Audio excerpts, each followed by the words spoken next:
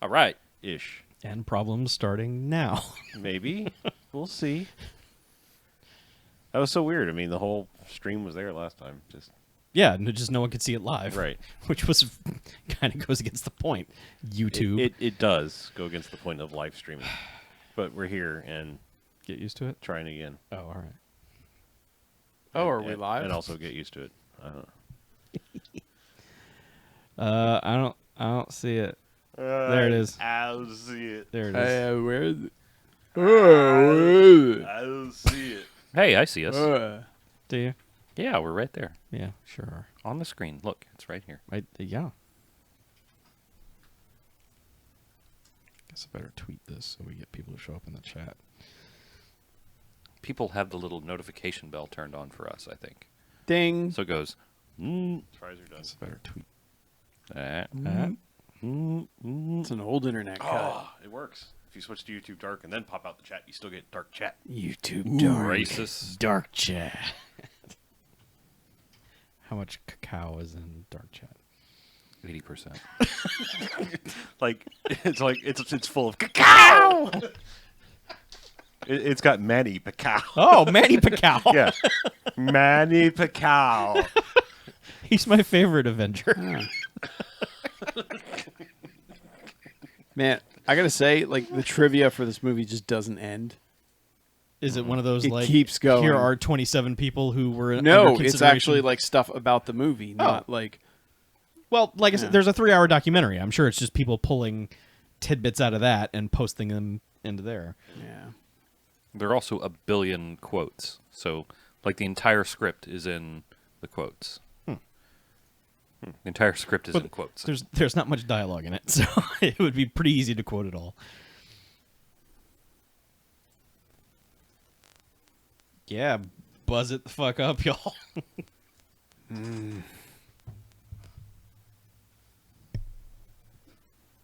I love how we all do it. Oh, is one of the phones.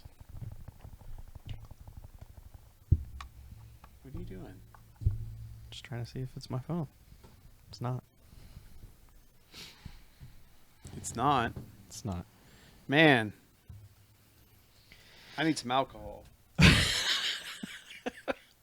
We'll get you some. Well, you're in Yeah. luck. There's some right we over have there. quite a bountiful feast of alcohol for you to choose from. Get some Streets of Fireball. Mm-hmm. No.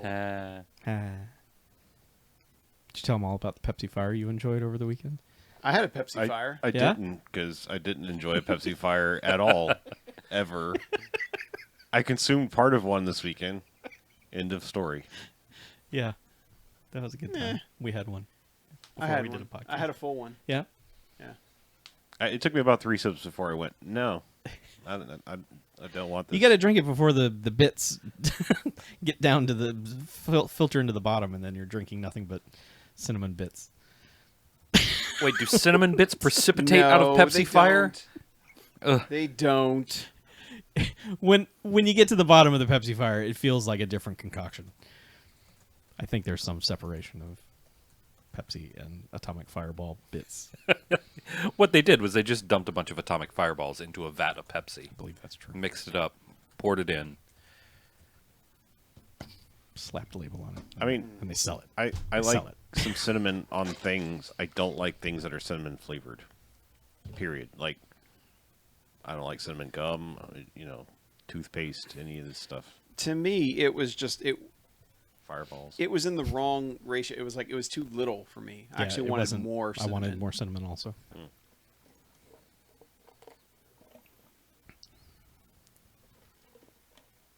I gotta set this quality to 144. I don't want to suck up your bandwidth. I just pop out the chat. All your bod. Problem solved. They can't stream shit. Bod. It's real easy, too. They shit them little vertical ellipses and What? say, pop out the chat. Blah blah. Chat. 6 people here already, y'all. Hey y'all. Hey y'all. Hey, y'all. Hey, y'all. Hey Chuck, you know that song? No. Hey. Holy shit, Wonder Woman must be amazing. What? I'm paying attention to the chat.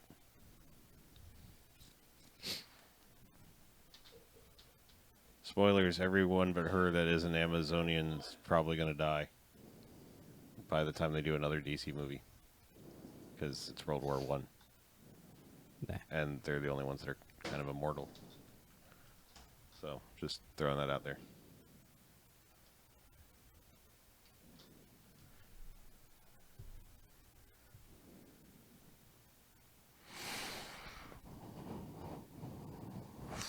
I don't know. I never know who it is that's breathing into the mic so heavily.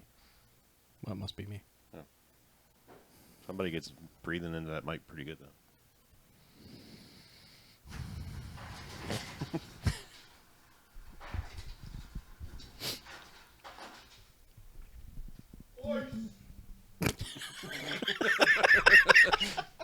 God? Ois! Oh, God. God's a footballer.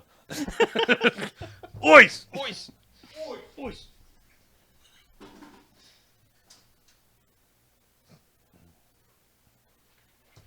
That's what Jason Statham wants his drink cold. Ois! Ois! Ois. Man and knife. Ois.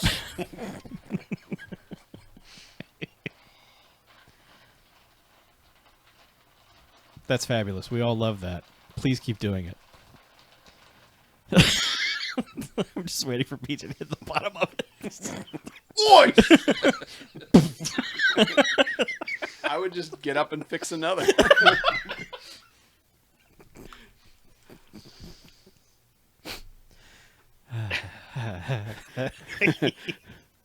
Man. Wait a second. I just realized Wonder Woman 1, WW1.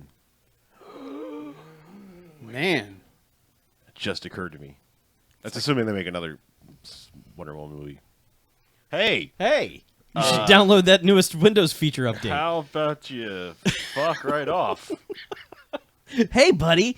Saw you just booted up your computer and get all your programs just how you like So them. you probably have some shit you're trying to do. So Mind if we take up your whole screen and ask when you're going to update? mind if we fuck with that? Dude. We're Windows. We're hip now. Something went wrong. I don't know. Oops. It's all that night mode. Oops, I did it again. Blue screen. Hashtag this sucks. Sorry, buddy. Hi. We're real happy you're here. Please hold on while we set up a few things. Which is pretty much exactly what it says when you Yep. sign into Windows 10 for the first time.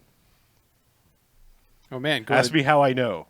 How do you Going to dark mode, it served me up another ad. Yeah. Yeah, we're making money. Yeah. Darkness.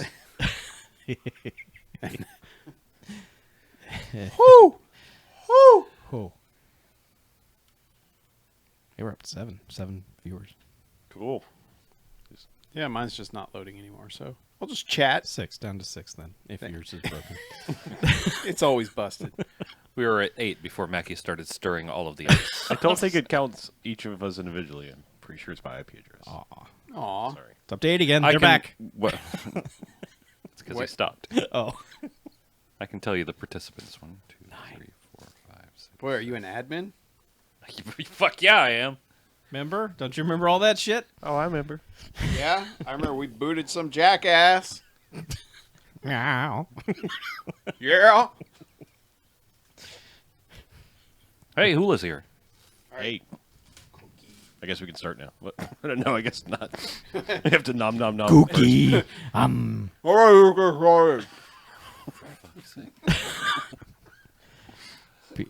BJ's gonna murder you, man. It's not. This is bad. Come on, man. We got a week till we get to Atlanta. Come on. Yeah. Fuck. If you murder someone outside your area code, it doesn't count. I heard that Right. online. It's totally legal once you get outside your own zone. Oh, Yeah. I've heard about that. Yeah. That's why. I read it somewhere. Look it up. Yeah.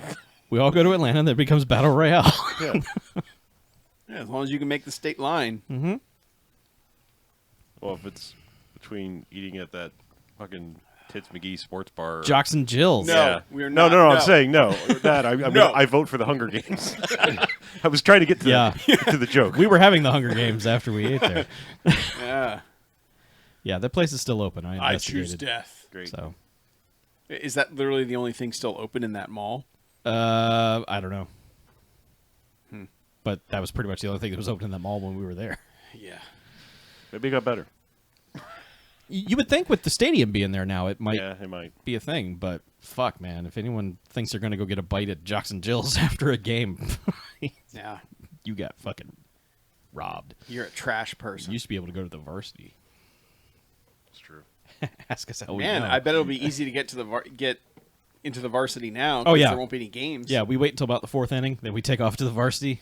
I mean, to be fair, it didn't really take us that long. I mean, they're pretty. Yeah, they Oh, cranked it yeah. out pretty good. Despite It was how just many- insane. It was like Oh, yeah. it was like a train station in there. What do you have? What do you have? What do you have? Yeah. Yeah.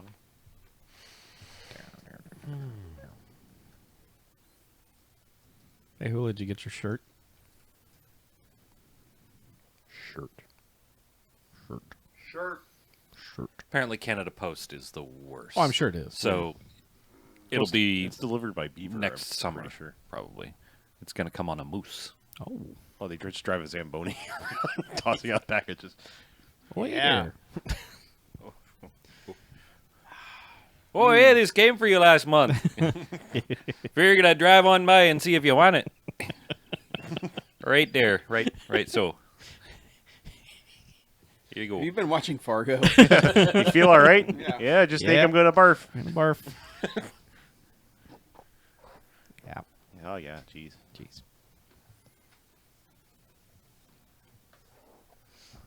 They don't send you to jail for breaking wrists in Canada. It's like national pastime in Canada. Mm-hmm. Breaking wrists, cashing checks.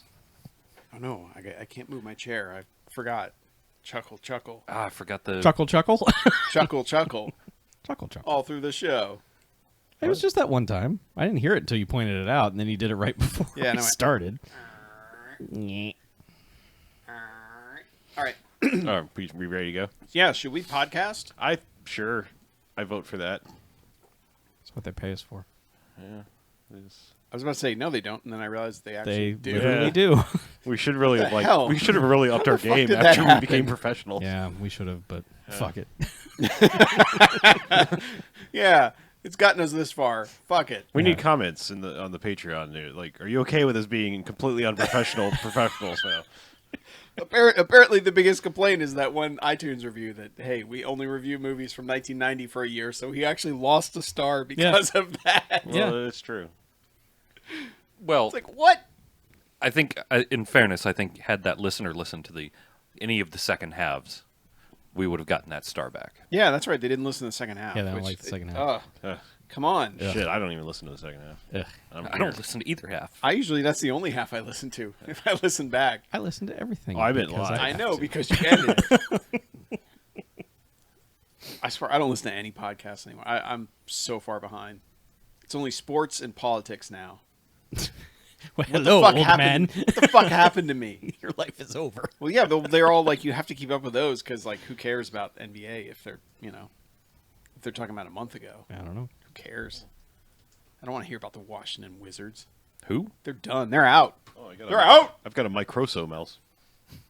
I've rubbed part of the label off here. Oh, Microso. Microso. Nice. All right. You got to upgrade. Yeah, I should upgrade. You didn't even get the bronzy bits I didn't. on yours. That's Bronzy because bits. if you ain't first, you're last. Sure. Yeah. Hey, bronze, third place. Sure. Yeah. Yeah. It's a pretty shitty thing that they did that at Poor Metal. They're like, you will be known as the third place medal. And I mean that with a T, not a D.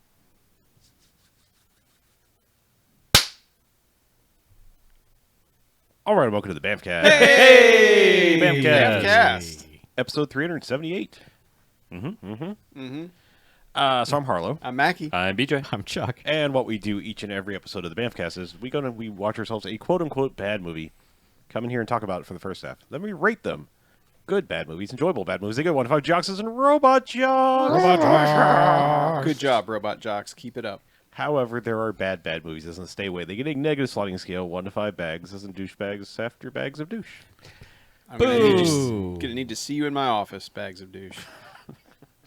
No. So we're free of anime. We are Anime. free. And It's June. Yeah, and we're not doing any themes. It's just some movies. Are you sure you're not hiding a theme I from me? promise you this is random June. It's a theme vacation. I don't believe you, but Well, we have had this movie requested for a very long time, and that is 1984's Streets of Fire. Streets of Fire!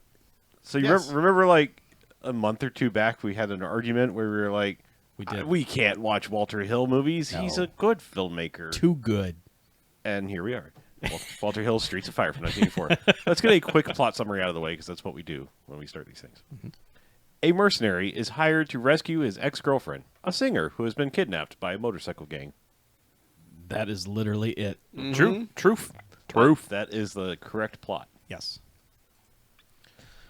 Yeah, so as we said, this is a Walter Hill movie. Mm-hmm. The man that So this would be our first Walter Hill movie it would be, yeah. Yeah. for the BMFcast. The man that brought us, like, the Warriors. a lot of things. The Mm-hmm. Warriors, yeah. 48 hours. Yeah. Yep. A lot of things. Yes. Yeah. Right. All right, it's got Michael Pare, Yes, BMFcast BMFcast. alum Stars Michael Pare. of Moon 44 and Far Cry and Dragon Fight. Dragon Fight. His most famous role, Yes. Dragon Fight. Very, very big. 6 years later, it was in Dragon Pretty Fight. good one. Yep. Diane Lane, in it, making her BMFcast debut. Welcome, I would assume. Martha, to the show. Oh, we have to stop the show now. Yeah. Oh. Oh, no. Forever. Sorry. How do you know that name? Rick Moranis. I believe making his BMFcast BMFcast debut. debut as Yeah, well. mhm, Yeah. Yeah. Uh-huh. Amy Madigan, Sure. BMFcast debut. Welcome. Willem Dafoe, probably not a BMFcast debut. It's weird. Willem Dafoe, I looked him up on Letterboxd. Yeah. Like as far as like, you click someone and it tells you how many movies you've seen of theirs. I've seen like 60 of his movies Yep. somehow. Like you never realize Willem Dafoe is in everything until you suddenly look at everything that Willem Dafoe is in. He works. And it's everything. Yeah, and it's like I've seen all of these. Yeah. Yeah. So I couldn't tell you if any of them are BMFcast movies or not. I don't think they are. At I this think point. he Willem skirted Dafoe out of here. But of John Wick. I- Of John Wick fame. Willem Dafoe. sure. Yeah. And Bill Paxton of Bill Paxton fame. Right. He's a BMFcast alum. Who? He was in Triple X State of the Union. That's that's right. right. Oh, fuck. Yes. We can claim Willem Dafoe. Oh, thank God. Thank God. I love Willem Dafoe. Yeah, he's good. But seriously, like, the man's been in everything. But anyway, there's a whole bunch of other character actor types. Slider from Top Gun's in it as a cop. Yep. Just a lot of dudes. There are a lot of dudes and a couple ladies. Yeah. Dottie from Pee-wee's Big Adventures in this. That's right. And what's her name from, is it from Valley Girl? Yeah. Is the baby doll, is the... That's what we were just forget talking her about. name. Okay. Yeah. Yeah. Okay, Die. Okay. Yeah. Brain's not clicking on that one. No. Yeah. But one of the daughters from Too Close for Comfort is also in this. Elizabeth Daly is the name of Dottie, or Baby Doll, or whatever we want to call her from Alrighty. That's Yeah. cool. The singer from Better Off Dead, Oh, who sings Better Off Dead. Oh, that's right. Yeah. Better Off Dead fame. Uh-huh. Anyway, Yeah. yeah. Bill Paxton's in this, too. N- There's just a lot of we people. brought that up. Oh, you Is said Bill Bill Paxton Paxton? We in said this? Bill I Paxton. missed that one. Of Okay, I'm Bill sorry. Paxton fame. Sorry. Yes. Sorry. There's also Leaving. He's a BMFcast alum. I'm just saying, it's a This great is name. It's a pack movie, but He was in Get Crazy. It's a fun name to say. I'm leaving. it starts out and it blurry says Streets of Fire. Screen fades out. It says a rock and roll fable. Mm-hmm. And then it fades out and says another time, another place. Yes. How did I miss that part? You were looking at your mouth fedora. It was Must have only- been. It's just text on a screen. You were loading But- up on juice. But that other time and other place is this weird mishmash of early 80s and late 50s. Mm-hmm. Where most of the people are dressed in it might not even be 50s. It almost feels like 40s clothing. You know, they just feel like they It got depends like on the district. like the suspenders and the Yeah. other Just just like zoot suits and it's Yeah. late 40s, early 50s aesthetic. Yeah. It's a smash of like 20s, 30s, 40s, 50s. Yeah. All that kind of mishmash together. Well, like the suspenders with the really tall pants. I mean, that's practically gangs in New York era. I mean, it's like, Yeah. yeah. I mean, it's it's but- all times and all places in one fictional city. But like the Well- background music is like rockabilly kind of stuff. But in the other bar. yeah. Because in Willem Dafoe's section of town, they're straight up 50s biker gang. Yes. But And all the cars are 50s cars. but look horribly old. Like there's Yeah. been some war of some kind and the cars didn't Yeah, progress. except for Michael Paray's Yeah. car. But like the musical part of the movie, the part where music is actually prominent and not like background incidental music, is 80s music for the most part. Yep. So yeah, this universe is weird. It's not ours. no. It's Earth 12. It also feels like this, like everywhere they go exists as a back alley of somewhere. yeah. There doesn't actually seem to be a normal place. It's just everyone lives off of a back alley of something. Yeah, everyone's under subway tracks. So, yeah, and Yeah, it kind of looks like old shitty New York. But like if you took old shitty 70s New York and transplanted it to the 30s or 50s or Yep. 40s maybe. sure, But with a shit ton of neon. there's a lot of neon. Weird. Yeah, It's weird. but it kind of just starts with a concert. Yeah. There's people like gearing up for concert. They went and- Purple Rain style. Yeah. They're just like, all right, here's And- Diane Lane singing a track because it's what's her band's name? It's Ellen Aim and Ellen Aim and the Attackers. Attackers, yeah. yeah, yeah, and the it's- Attackers is a good name It is. for your band. but it's the whole song. Like this is just straight up like here's a song, and we're not going to cut to really anything else happening during it. Just hey, we're going to establish Diane Lane. She's a rock star, and everyone loves her. Yes. Especially this motorcycle gang that has rolled up and has slowly throughout the song entered the arena and is slowly moving towards the stage. Yeah, and I like that they don't show that it's Willem Dafoe leading them. Yeah. Until there's a slow like light up on his face. At first, I thought they screwed up the shot because like he walks in all in shadow and they cut away and I'm like, wait, you just fucked up your reveal. Yeah, Like, Nah, but they they were just kind of holding off on they drag it out a little bit longer. they do. Yeah, but there is some weird stuff in the sequence as far as the filming goes because they will like they'll frame the stage and it's almost like it's meant to be projected in a theater, like you are in the crowd looking at this concert, just because of the way that they're situated in the frame. But the problem is the background's like completely empty, but there's neon lights that'll light up every once in a while with like this weird funky pattern. And it's like you'll see it for a split second, and then they'll cut away from it immediately Yeah, and go to some other shot. And I'm like, why are you showing us the long shot like that? And the only thing I can think of is that it's designed to be, it's like it's meant to be watched in a big projected theater where these people are going to look about, like the size that you'd want somebody to be on the screen. yeah, So it kind of works. yeah. But- And off to the side, you've got Rick Moranis, who is just kind of, in a suit, kind of pushing Rick around. Moranising. Yeah, he's kind of pushing around the stagehands and everything, and he's kind of complaining like, these charity gigs, I should have never signed on for this. Blah. So basically, like, this is not their part of town. They're touring around. This is a free show for these people who live in this, For these scuzz buckets. District 12 or whatever the hell this place is. The Richmond. Yeah. Okay. So yeah, the whole song plays and kind of gets to the end, and then you get the Willem Dafoe reveal. Where he gets Willem Dafoe crazy face and straight up tackles her Yeah. on stage. Yeah. Oh, full speed. Just Yeah.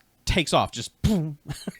But he shouts no at the stage. He's like, no! And Wanted her to keep singing.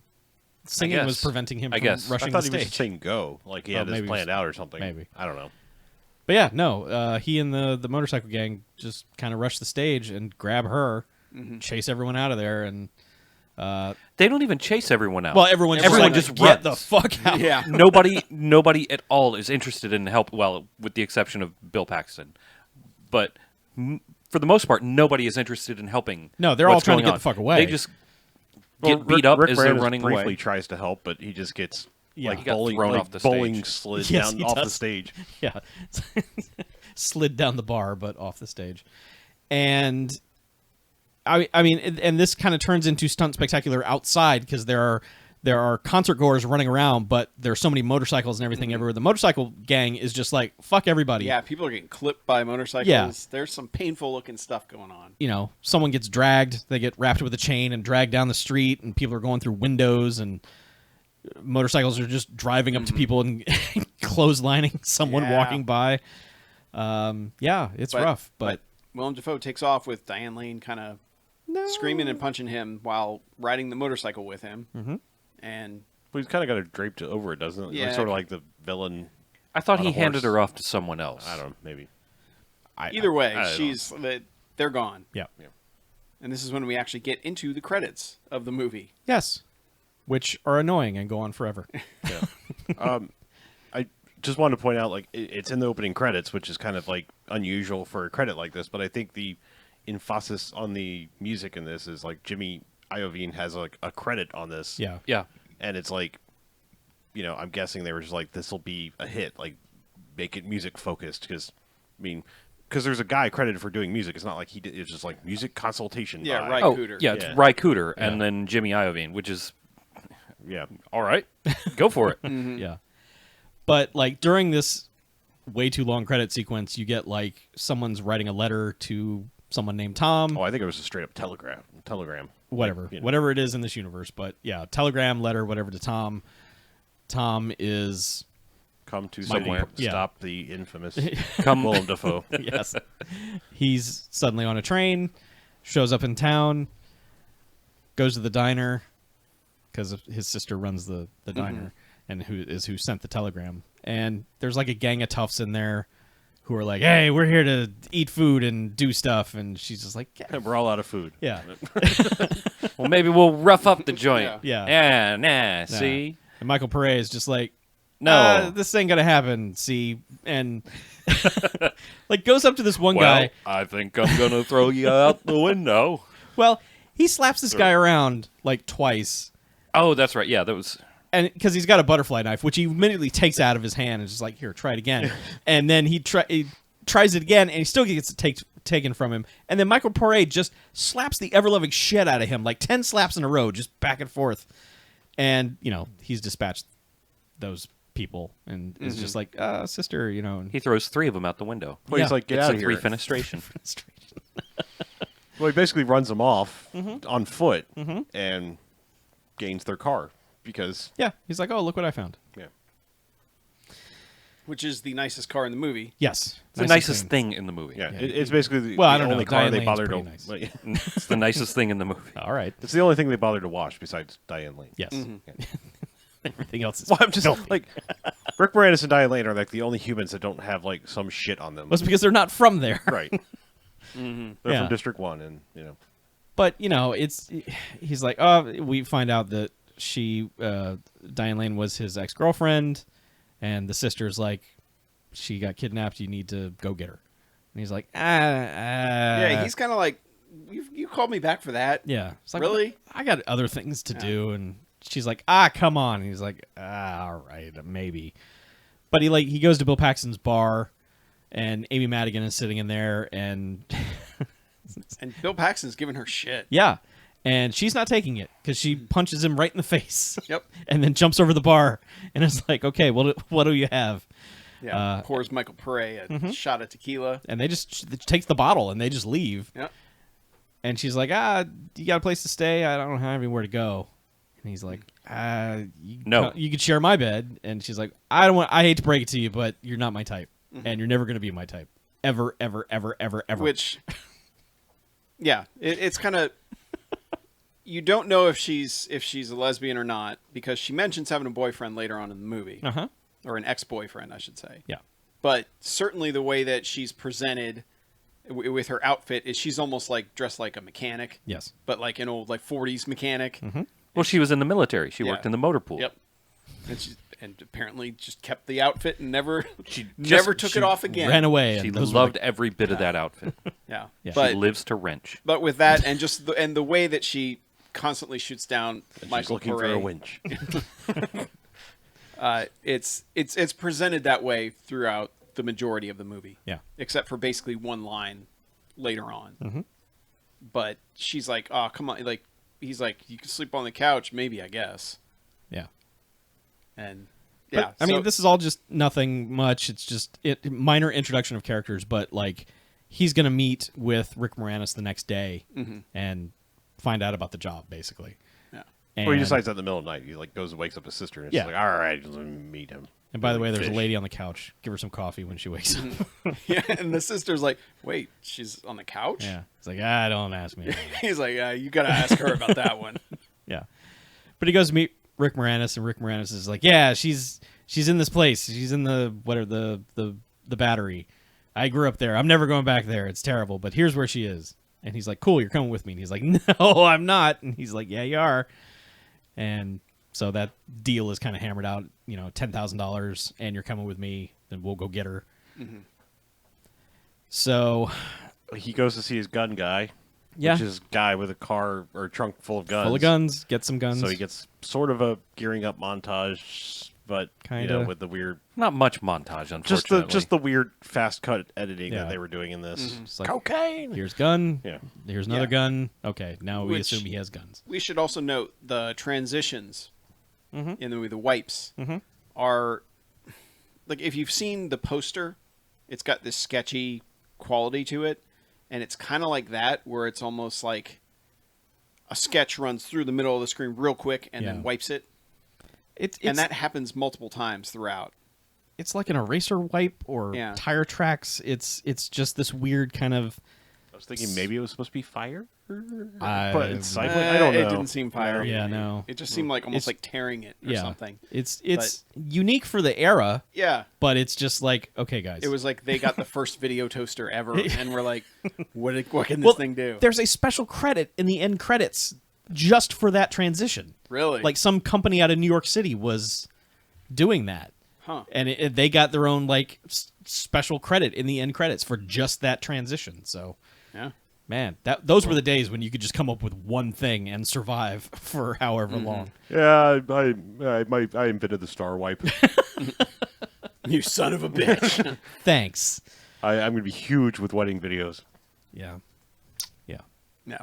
But anyway, that shows up often. But yeah, they're on the way. I mean, they go. It's him, Amy Madigan, and Rick Moranis, and they go. Time to go get her. They drive for a while. Yeah, he makes Rick Moranis come along Yeah.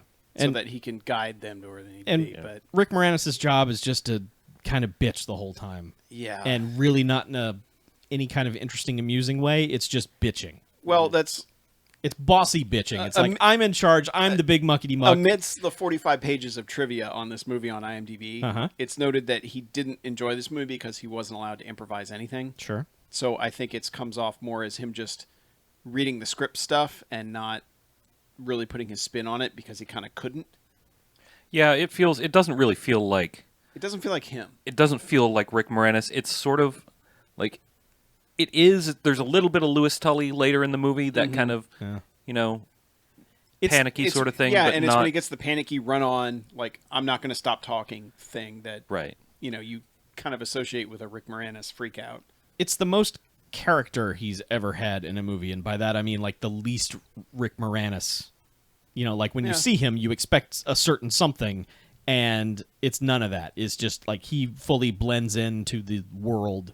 He's another performer in the movie. Yeah, I'd say it's Louis Tully if like he got Sigourney Weaver and then realized quickly after like he didn't deserve her, and then was just like everyone that came around like I'll fight you if you look Yeah. at her and even she's mine. Because he's basically like he's dating Diane Lane, and so he's having this kind of rivalry with Michael Pare, who hasn't really said or done anything to indicate like he's going to take her back or anything. Yeah. But Rick Moranis is very much like in kind of panicked mode of, I got a good thing here. Have you seen Diane Lane? She's hot and going to be worth a lot of money, so she's mine, and you better back off, mister. And I'm tough. I'm Rick Moranis. Yeah, he's got a lot of unearned bravado Yeah. in this movie. Yes. It's just panic that he's going to lose Diane Lane. That's all it is. Yeah, because he doesn't really find out that they're exes until after Yeah. everything. Because Amy goes Madigan down. knows, and she eventually starts taunting Rick Moranis with it. Like, I hear they were real hot and heavy, and he's just like, shut up. Yeah, yeah, but that's their plan. Is Rick Moranis is going to guide them to where they need to be, which is they get there pretty quick as far as the start of the movie goes. It seems like it's much further away in the time it takes them to get out of there eventually. They made it sound like it's a 2-hour drive. Yeah. So, but they like park under a bridge and wait for motorcycles, which I don't know why that's a clue because this entire district is nothing but motorcycles. But they wait under a bridge, they see the motorcycles, they park the car and start walking in that direction when they're accosted by Ed Begley Jr. Yeah. Who's just filthy and giant hair and is just like, hey, I'm Ed Begley Jr. Have you heard about my electric car? And, He's like, you guys are here for the girl, right? I know where she is. And of course, Rick Moranis is like, how do you know that? Yeah. You're just a scumbag. Yeah, but he's like, I know her. Everyone knows everything. And just basically repeats what Rick Moranis has already said, that she's at this bar, what is it, Torchies. And then Michael Paré is like, all right, pay him. And Rick Moranis is like, I'm not paying him. He's a filthy animal. I'm not. So pays him. And then as they're walking off, he's like, this is what I said. I said exactly where she is. Why did I just pay him? Yeah, Yeah. I'm a shithead. Yeah, exactly. So they get to this club, which, as they've set this place up to be just a total nightmare scenario of this district is just pure hell. And this club is not the worst club is biker banging. bar I've ever Yeah. seen. The band is really talented. Yeah, they're playing some rockabilly and Yeah. shit. And no one's like fucking the place up like you think bikers would. I mean, as soon as bikers go anywhere, they just start destroying everything. These bikers are enjoying the music. Everybody's having a good They time. seem to have options for places to go for wanton destruction and mayhem. Yeah. They just go to one of these other districts and Yeah, they get Fuck it yeah. out of their system Yeah. and they come back home. It's like, don't shit where you eat. You right here, you just you enjoy the tunes. here they just Yeah. have their shiny vinyl costumes and things that they wear. Yeah, Check out the muscular dancer on the bar. yeah. Androgynous biker dancer. Yeah. Whatever, Yeah. whatever floats your boat, biker gang, in the weird universe this movie takes place in. But so there's a scene of Diane Lane tied up to a bed. And this is the extent of William Dafoe explaining his entire character and his motivation, which is just he comes in and says, you should be nice to me. We could have a romance for a week or two, and then I'll let you go. Yeah. Which is a weird, weird plan. It just seems super weird, but she's not having anything to do with it. And he's like, well, whatever, and wanders off. And by the way, he's wearing, I don't even know how to describe, they're like It's leather. Like, it's like a butcher apron, but if it was made out of like latex. Yep. Well, Yeah. it also had like pant legs, so it was like if Well, yeah. if they were like if you were pleather river fishing. black. Yeah, I was about to say, if you were going to go Waiters. fly fishing, Yeah. Yeah, if you're gonna but you go wanted fly to have fishing your, in a your leather stylish black latex. But you're into your BDM SM at the same time. Yeah, I mean, right. Yeah. but I meant like full on butcher, like guy in the butcher, like the slaughterhouse. maybe. You know. He's also like pale white, and he's got lipstick of some kind on because his lips are super red. oh yeah. bar, and a haircut that makes him look like more like a snake. Well, he's got they called it the duck's ass, which Uh-huh. which it was where you pulled both sides up and then kind of had like a part in the middle, but it came forward. Yes. Yeah. And he's got that throughout, Yeah. and it looks great. Yeah, I guess It's a you could call it that. well-styled head of hair. Yeah. He is an interesting-looking character in this film. I'll He's say always interesting looking. And Yes. this, he's especially striking. I think it's because of how pale he is. He's super and pale. gaunt. Yeah. But so they come up with this plan. The plan's really not important. It's just basically like Michael Paré is going to go in one door, Amy Madigan's going to go in another. And Rick Moranis She's just going to walk in the front door. Yeah. Yeah, Yeah. Rick Moranis just has to go get the car. Yeah. And be back in 15 minutes. Right. Exactly. Yeah, and And I thought he said, "I'm going to go in the back." That's You what I go in thought. the front and get your way in. And she makes her way through the club. There's a dude who picks her up, and she's like, "Oh, hey, yeah, that sounds good."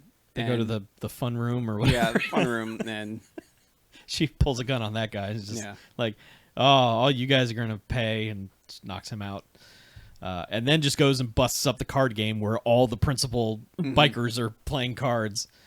Yeah, and she basically just pulls a gun on them. Yeah. And is like, all right, you guys are going to not do anything because I have a gun. Mm-hmm. And meanwhile, Michael Pare, like this sequence takes 5 to 10 minutes, I'd say, Yeah. of her like going into the club and then getting into the room with them. He's just hanging out And on Michael the roof. Pare is like making his way across the roof and getting there and we're like, oh man, he's going to sneak in the back. There's a point where All he did was work his way out to the front door just on the roof across the street Yep. where they kind of already were. Yeah. Yeah. He went like 30 yards. Yeah. Yeah, he has a moment where he looks in the window across the street and sees Diane Lane tied up in the bed, and I swear I thought it was about to start a flashback the way it kind of pulled in and like sure as hell felt like the it was music going to. started up, Yeah. and I was like, how is he Well- ever gonna how's he gonna possibly be effective? Because there was a point earlier in the movie where he pulled her picture out of his wallet that he still had and started a flashback. Yep. And like was about to start a flashback. I was like, can he just see her and not have a flashback? Is it possible? It is, yes. Because he doesn't He here. doesn't know. But it's framed that way. Like, I think probably in editing, they were like, look, no, Yeah, we can't do this again. we got to keep going here. So, But yes, his plan is like he's going to make some noise and distract them, essentially, which is No, in he- the best way. He's gonna. He said he was gonna take out their bikes, yeah. and But yes, they're kind of having a motorcycle stunt spectacular in the front, and then eventually he's just like, "Hey, shoot the gas tank, explode! Yep. Shoot the gas tank, explode!" yeah. There are a lot of exploding motorcycles in this sequence. Some he just, apparently the bullet hits the spokes and they just go flying over the handlebars. But 9 times out of 10, that motorcycle then keeps going, hits another pile of motorcycles, and then they all explode. Yes. So As they do. Motorcycles are very fragile. Yeah, and this also makes everyone inside go, "Oh shit," and run outside. Yep. And he's able to swoop in and Yeah, I don't know how he gets across the street into the back of the place, but he does. yeah, He goes straight to where Diane Lane is. yeah. And it's like a weird. It's such a fast sequence. Like he whips out the butterfly knife, cuts the ropes, and they're already out. Like Yeah, there's no walking out escaping the this door. place. Yeah, they're out. And Rick Moranis rolls up in the car, and they go driving off, and you kind of get Willem Dafoe emerging out of the flames, just walking right through the flames in the middle of the street of all the burning motorcycles and everything. And Yeah, because Michael Pare sends them off. Like Yeah. Rick Moranis comes in with the car, and and he's he like- puts the ladies in. He's like, "Get out of here! I'll meet up with you. I got some more shit to wreck." yeah, To which he just he's like hitting dudes running by on the bike with a shotgun. Oh, he in the gut. baseball bats one guy with his Oh. shotgun as he's riding by. He shattered that guy's sternum. But yeah, that I mean, man's dead. He cuts the hoses on the gas tanks, and that's what he shoots to basically set the alley on fire. This really should be called Alleys of Fire, but that's what William Dafoe comes walking out through, and it's just basically like, "Hey, what's your name, dude?" And Michael Pare is basically like, my name's Tom Cody. Here's where I live. Here's where I'm from. I'll see you around. Social my security social number, My phone mother's number. maiden name. it's cool. I've got LifeLock. And William Dafoe is basically like, I'm going to come for you, and I'm going to kill you, and I'm going to kill everyone you know. And Michael Pare is basically like, yeah, well, whatever, dude. See ya. Yeah, price of business, I guess. Come at me, brah. See ya. Sorry Gotta I go. took your not girlfriend, but she's also my not girlfriend, so we got to go. And William Dafoe is just like, I mean, this movie is just, it's like, even the movie kind of pauses, and it's like, wait, what? Why did he tell him all that and then just leave? Here is probably my number one pet peeve in movies in general, but especially like action or revenge or rescue movies, is like, I get if you're going to do something where you have done something so badass and possibly kick their ass that you're like, They wouldn't I'm a good dare. guy, you wouldn't dare try this again. Yeah. But he just straight up comes in as like, what? Come at me. Yeah. And it's like, fucking finish it. Like, the Well, entire set, like the entire you have an out. All Take the it. all the events after this are your fault. Yeah. Like, this is all stupid from this point forward because you didn't just kill this guy. It's not like they went into this rescue operation with some amazing plan that was so incredible that they pulled off. It was pure luck, really, that they got the drop on them and were just able to swoop in, grab her, and take off. There wasn't a lot of skill involved in this. It was just surprise and numbers, basically, is all it was, and a shotgun that blows up motorcycles. Yes. But there's no reason for you to be that cocky in that moment and just be like, yeah, well, we're going back to the place where you kidnapped her the first time. Probably won't see you. Bye. I mean, that's fucking dumb. But that's exactly what happens. Yeah. I mean, stylistically, I get it, and it's No, why you the have to rest have of a the movie. reputation to walk in Yeah. all cocksure like that. Yeah. And for, William Dafoe to just be like, who are you? What's your name? And then not know who he is, it's just like, well, what? That's stupid. He should remember him from a couple years ago, Yeah, or something. He's the reason he had to leave in the first place, Or you're that something. war hero guy I heard about. Right. Or, There's got to be some sort of history. thought Nope. you'd be taller. Nope. No. But yeah, and this... Maybe that was cut. Maybe the director's cut has. Maybe, I don't know. This movie does seem choppy because basically, like, they're driving away and they're all just like, sweet, we did it. And then Michael Paré's like, we got to ditch the car. It's like, why? But it's not explained. They just ditched the car. Yeah. And then they're in some other district, which is like the super shiny district that's, nicer, which launches into an actual music video, invades this movie. Well, all right. So there are several points about this. All right. Number one, he makes the dumb speech, which makes no sense because there's no reason for him to be intimidated by you other than you've caused a little bit of mayhem. Yes. He sends them off in the car, stays behind, basically just to make that speech to Willem Dafoe, and then ride off on one of their motorcycles. Yes. Which it's kind of like, well, we know you took the girl and you had other help because obviously we were looking right at the lady that was holding us at gunpoint. Right. So I don't understand this, like, lone wolf stay behind, ride off on a motorcycle, and we're scot-free thing. But then apparently catches up with the car and then says, we got to ditch the car. Like, there's just... There's too much of a leap in logic from these events forward. Yes. Where it's like, just finish the damn movie. You had it. At least kick his ass. Something so that you leave a mark. Embarrass him in front of his friends. Pull his pants down. Yeah. Cut his straps and pull his pants down. But yeah, he's literally only presenting like the I won moment to Willem Dafoe himself, therefore setting up obvious revenge and another attempt to kidnap her or whatever else. Yes.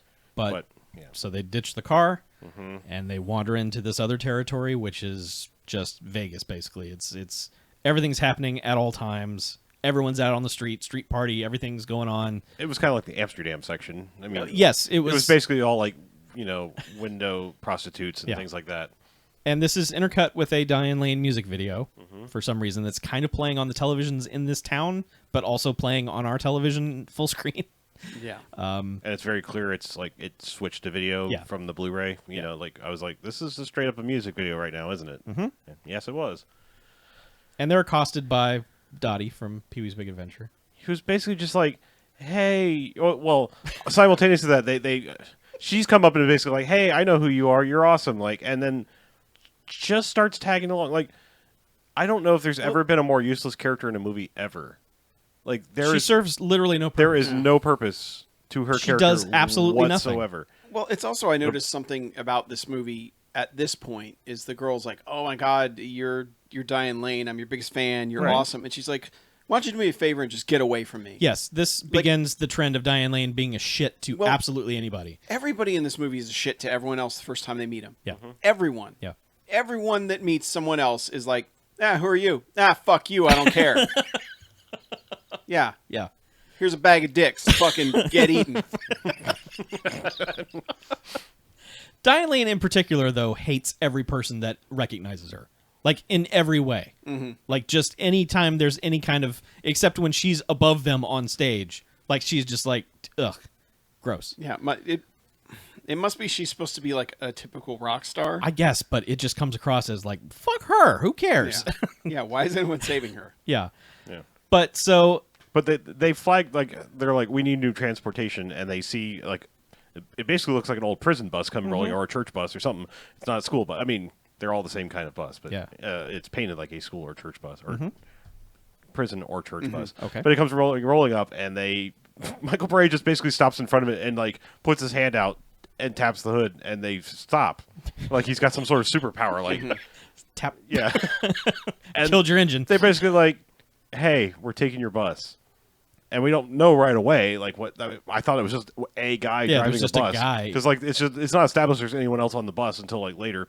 But there's a guy, and basically Michael Paré is like, hey, gun, I'm going to take your bus. And he's like, sure, we'll go wherever you need. Yeah.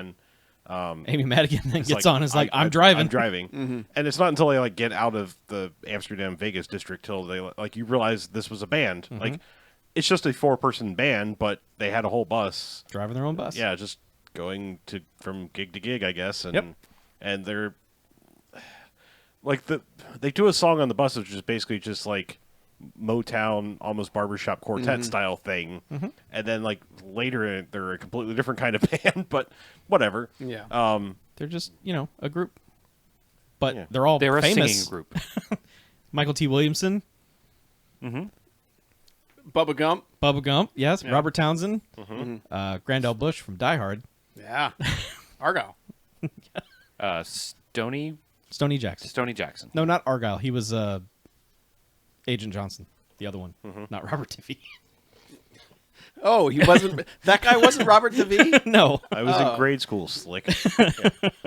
That guy. just like I can Yeah. fucking be it. But I love that they just brought Dottie along on the bus.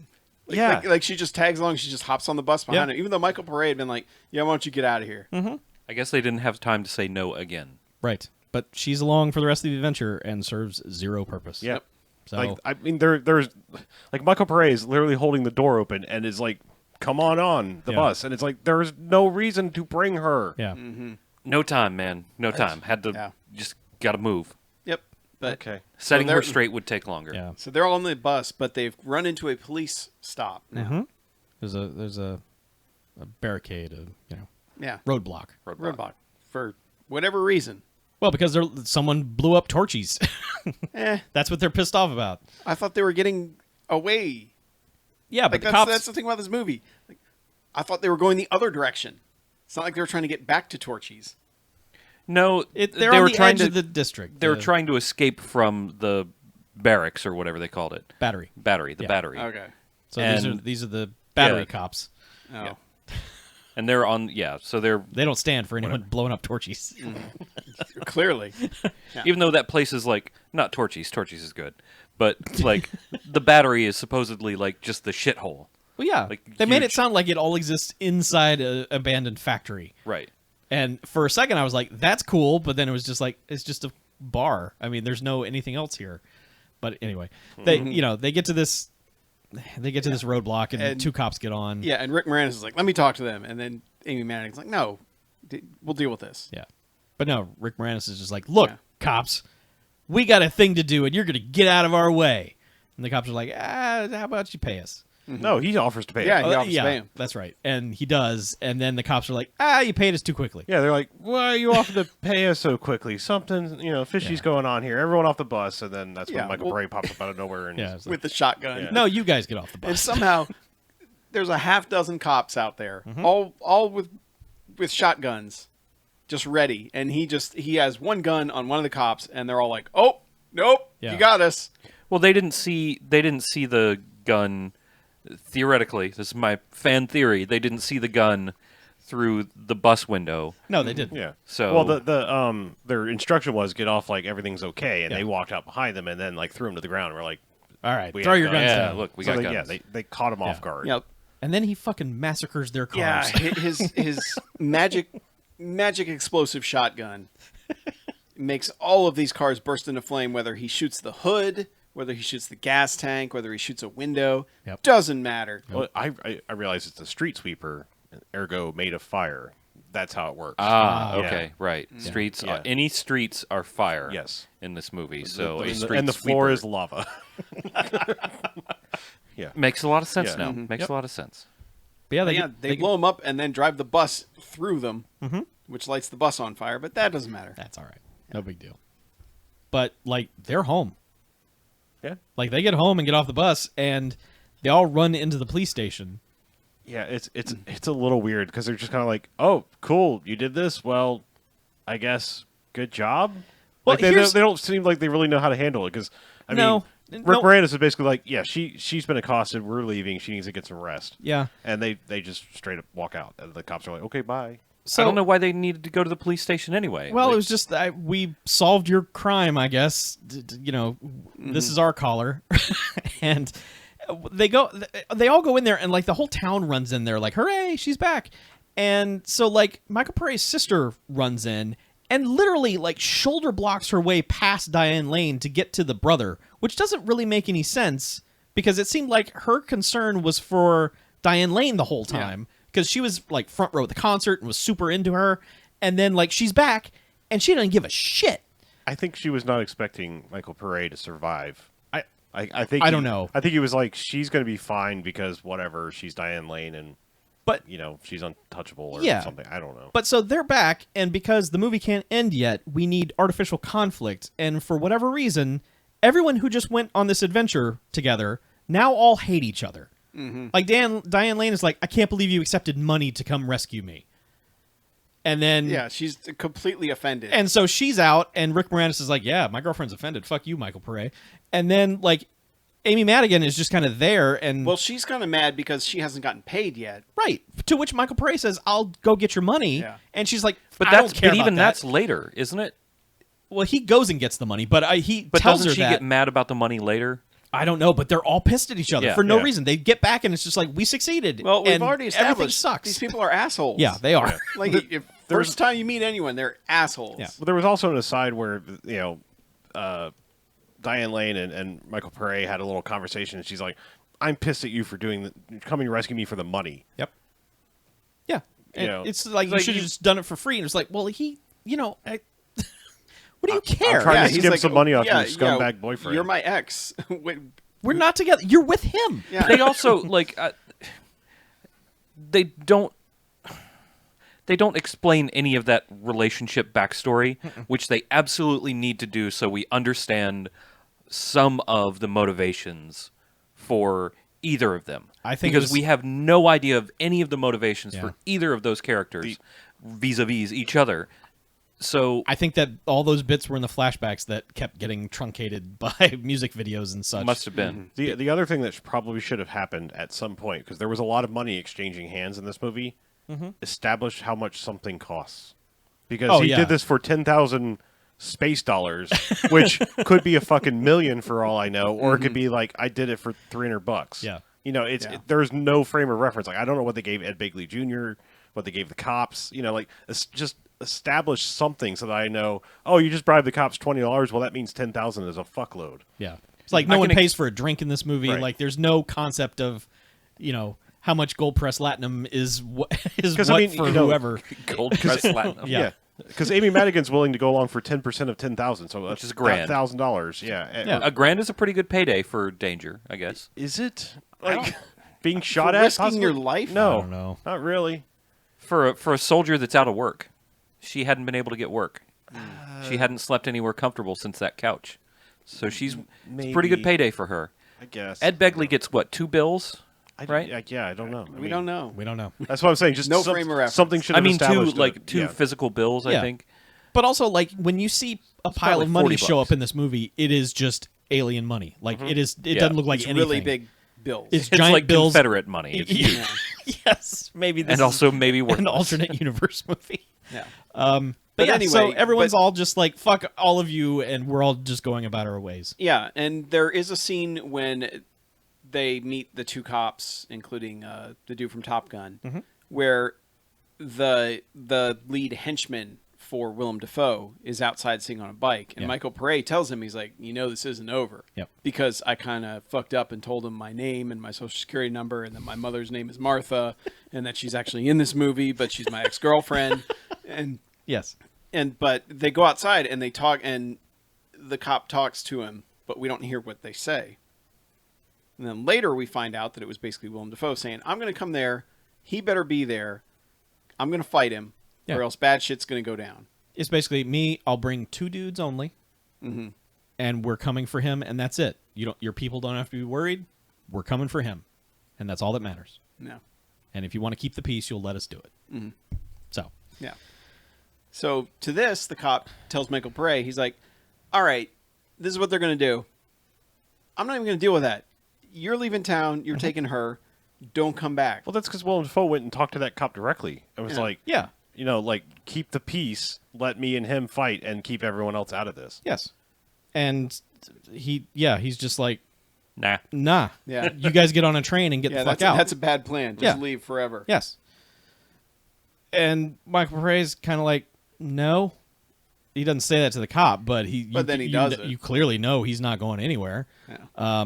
But suddenly he's on the train. Suddenly Diane Lane's with him. Well, when he goes to get the money. Yeah, he goes to Rick Moranis has a hotel room or whatever, and he goes up there to get the money and gets the money, and Dottie is up there for no reason, and she leaves, and then that's it for her. I don't know where she goes, but bye. She went on a big adventure. And Michael Pare basically just takes 10% of the money he was given and It's like, I don't want- throws the yeah. rest of it down and is just like, I don't want this. This is for my mechanic lady. Bye. Yeah, and like he kind of tells off Diane Lane at the same time, Uh-huh. and then Rick Moranis is like, "Oh hey, I got that at a bargain, didn't I? Yeah. Pretty cool, huh?" And she's just like, oh, you, and runs out after him. And they meet up in the rain and have an argument for about 4 seconds until Michael Pare is just like, we're making out now. And then cut to, we're having sex now. Yep. And she's just like, It was a fast series of events because they were still just as wet. Yeah, they were- naked they in were bed as they were in. raining in the on rain. them in Yeah. bed. It happens sometimes. And Diane Lane is just basically like, I'm going wherever you go. And he's like, oh, shit. He's like, you're going wherever you go. He just like pets her and face and is just like, that's nice. Okay, you can totally go where I go. You got your thing going on, maybe. Yeah. But it's a little strange because like he goes to see what's her face McCoy. Yep. and is like, here's your $1,000 and like I need your help. Come with me on this train. And Diane Lane's just sitting on the train. It's like there was no establishing that she was on the train ready to go with them. It's just like Things are moving fast. We don't have time She's to on dick the around train. here. We got a Streets of Fire. Yep. We got music numbers to get to. And Yeah. so it's basically her, him, and McCoy on the train, and she's like, "All right, we're leaving town. Never come back. Where are we headed?" Yep. He's like, "We'll figure that part out." And then the train stops at a stop, and she's like, "Well, this is wherever the fuck. What are we doing?" And he goes, I'll tell you about it later." And fucking knocks her out. Just punches her right in the head. Yes. To which And- we and were all then- like, wait, hold on, what? Yeah. And then tells Amy Madigan, he's like, "Make sure she stays on the train until you get to Boomtown or wherever the fuck." Yeah, not like get a steak for her face that I just mutilated with my fist. And not even like, "Hey, you've There got isn't a gun." any food in this universe. I'm sorry. Not even like, "Hey, you've got a gun, right? Why don't you hold her with this gun and make her stay on this train Yeah. until it gets there?" Yeah, not even have Amy Madigan conk her on the back of the head or something more normal for any movie in any era. No, he But- just cracks her in the fucking face. Just I mean, what the hell, Michael Pare? Yeah. just right cross, bang. I mean, we've established you're an asshole. Everyone, she's an asshole. You're all assholes. yeah. But this is like, oh man, fuck There's you guys. no need for violence. yeah, he couldn't even like, does this rag smell like chloroform to you? Or- Yeah, no, nothing. No. Just here. No. You see my fist? Yeah. Punch. Yeah. Hey, does this fist feel like knuckle to you? Oh, it does. Answer me when you wake up. Yeah. Sorry. And then he goes to the other train. He's like, "All right, that train takes off." And then he goes to the other train, and the lady's like, not going there." And he's like, Lynn Thigpen, mind you. "Oh, yeah. Sassy ass Lynn Thigpen. Yep. And she's like, it's not going there." And he's like, "Hey, lady, you're taking me there." And Did she's you like, see what I did to my girlfriend? Yeah. and she's like, "Hey, listen, they're going nuts over there. Look, the bridge is busted. I can't even go there." And you look, and like the end of the track is on fire. Right. Tracks of fire. And he's like, "Huh. Okay." Yeah. Cut to the next day, where Bill Paxton is hanging out with the cops who are just on our little alley that we've seen a billion times now. They're like, those guys are coming. We know it. Yeah, and he's like, "Well, we're just waiting for Willem Dafoe." And they're like, you know, we told everyone to get inside, and that's probably a good idea. And he's like, "No, I want to see this guy." I want to see you arrest him up close or something Yeah. like that. Yeah. And And Willem Dafoe rides up with like two of his cronies, and Like he promised. and just basically is like, "Where is he?" And they're like, "Sorry, you're out of luck. They left. Yeah. You know, you're gonna have. You're She's gonna have to out of leave." town. He left town. Yeah, you're either, he's like, and the cops basically start kind of walking forward with their guns, like, "You're gonna have to come with us." And he's basically like, "I don't really like jail. I do have something else for you," which is, whomp, whomp, whomp. It's the weirdest, like 40s grease gun air horn looking thing. it's like And brass. it goes on forever. Oh, It's yeah. just, ultimate fuel. Well, and like, Well, and the the air s- was cleaner back then. and the That's and the true. side of his face is like twitching as he's Yeah. holding this thing too, because he's probably like, "My ears." it looks like it's functioning like a real air horn. Yeah. Because it has like There's a little waver in the Yeah. air next to it. So perhaps it was functioning as a real air horn, and it was just making his Defoe face Defoe-ier. Defoe-ier. Yeah, a localized, A localized Defoeation. yeah, localized hyper Defoeing. Defenestrate. Defoestation. Yeah. Well, that's why we don't have any more clean air for these air horns to last longer. Yes. But either way, he blows this horn, and suddenly, like, Every biker. 70 bikers show up They're behind all him. there. Like pulling trailers filled with other bikers. It's Yeah. just There's bikers sitting on bikers' shoulders, you know. here are all the bikers. And the cops are like, oh shit. And Bill Paxton's like, I'm out. And Yeah. he fucking takes He off. runs just back. runs around a corner just like, bye. Well, admittedly, if I just saw 70 bikers with rifles and shotguns roar up, Yep. I'd be like, yeah, I think I'm out too. Yes. Yeah, but luckily, Michael Pare has made it. Mm-hmm. He's there now. Yeah, he's driven back in the red car, which I guess he picked up wherever. How? I don't know where he went to go get it, but that doesn't geographically make any sense. Not really. But yeah, he's back. I mean, except that if he was almost to their area and then got off the train and they ditched the... I don't know. Yeah, I don't know. Just don't even. Yeah. Oh yeah, he was trying to go to the battery. Right. And So then maybe coming he. back, he was just like, I know where I ditched Yeah, the car. maybe. Yeah, maybe. But given how much people steal this car, leaving it sit anywhere, I think it'd be gone, considering it's a one clean, nice red car in the entire Yeah. movie. Yeah. Whatever. That's real world logic, Yeah, man. sorry. And Yeah. Willem Dafoe is wearing a giant leather jacket, like a full trench coat leather jacket, and under it is wearing a more leather, whatever nonsense. More leather nonsense. But the movie. he like takes off his trench coat and is just like, all right, pickaxe time. And also, Bill Paxton has suddenly run back around with everyone from the neighborhood. from this neighborhood, and they've all brought their guns. So it is just a fucking Second Amendment party in here because yeah. everybody's armed. Yep. And they're like, yeah, and so Defoe's like, yeah, now we're gonna fight, and it's gonna be weird With these. and they're like giant rock hammers, like, Yeah, like Andy Dufresne anime rock hammers. yeah. Bust Anime up a hole in Dufresne. a wall. Yeah. Crawl through a river of shit. Andy Ramona flowers. I don't know. Yes. But yeah, so they have this weird rock hammer fight, which is just a lot of, hey, look, these are real rock hammers because we're beating the fuck out of these cars every time Hey, we it's miss. worth the price of admission. But yeah, so I mean this It goes on a while. it And yeah, then but also eventually- not really long enough because it's Yeah. like he disarms Willem Dafoe of his rock hammer and then tosses his rock hammer aside. and then he just beats Idiot. the fuck out of William Dafoe. Well, Willem Dafoe tackles him. Yeah. From Oh. this point, and it starts beating the shit out of him. Yeah. Until finally he gets a kick in on Willem Dafoe's face. Yes. And then this leads to him just beating the crap Pummeling. out of him. Yeah. He almost punches him to death. I mean, these are all quick cuts, just punch, and Willem Dafoe goes down and lands right by his rock hammer, and you're like, that's gonna be a problem. Well, prior to that, there was a feats of strength moment where they were like just facing off, and like Yes. it's actually pretty good because like Willem Dafoe, I'm sure he's a good actor, but like his arm starts quivering like. Oh, yeah, like they're the, really like the guy pushing about to against each lose other, the yeah. arm wrestling match. It's just Yeah, but it's like Kirk versus Spock levels of like we're battling to the death here. Yeah. But yes, he lands right by his hammer, and you're like, oh, well, that's convenient. But no, No. fight's over. The biker's like, Yeah. Well, he walks over yeah. to Willem Dafoe, who's kind of like stumbling there, Mm-hmm. and Michael Pare just kind of pushes him on the shoulder a little bit, Mm-hmm. and he just collapses. Yep. yeah, and his henchman is like, we are leaving. Yes, good casting in that. Yeah. So they just pick up the remains of Willem Dafoe and plop him down on something, and they leave. Yeah. To which let's go back to the club and let's Yeah, play let's- some more songs. Yeah. To which it suddenly doesn't fit in, but it's the guys from the bus singing "I Can Dream About You," Yes, and it's which is a odd. great song, but it doesn't fit this movie at all. No, it also As doesn't far fit, as anything else that had happened. it doesn't fit them either.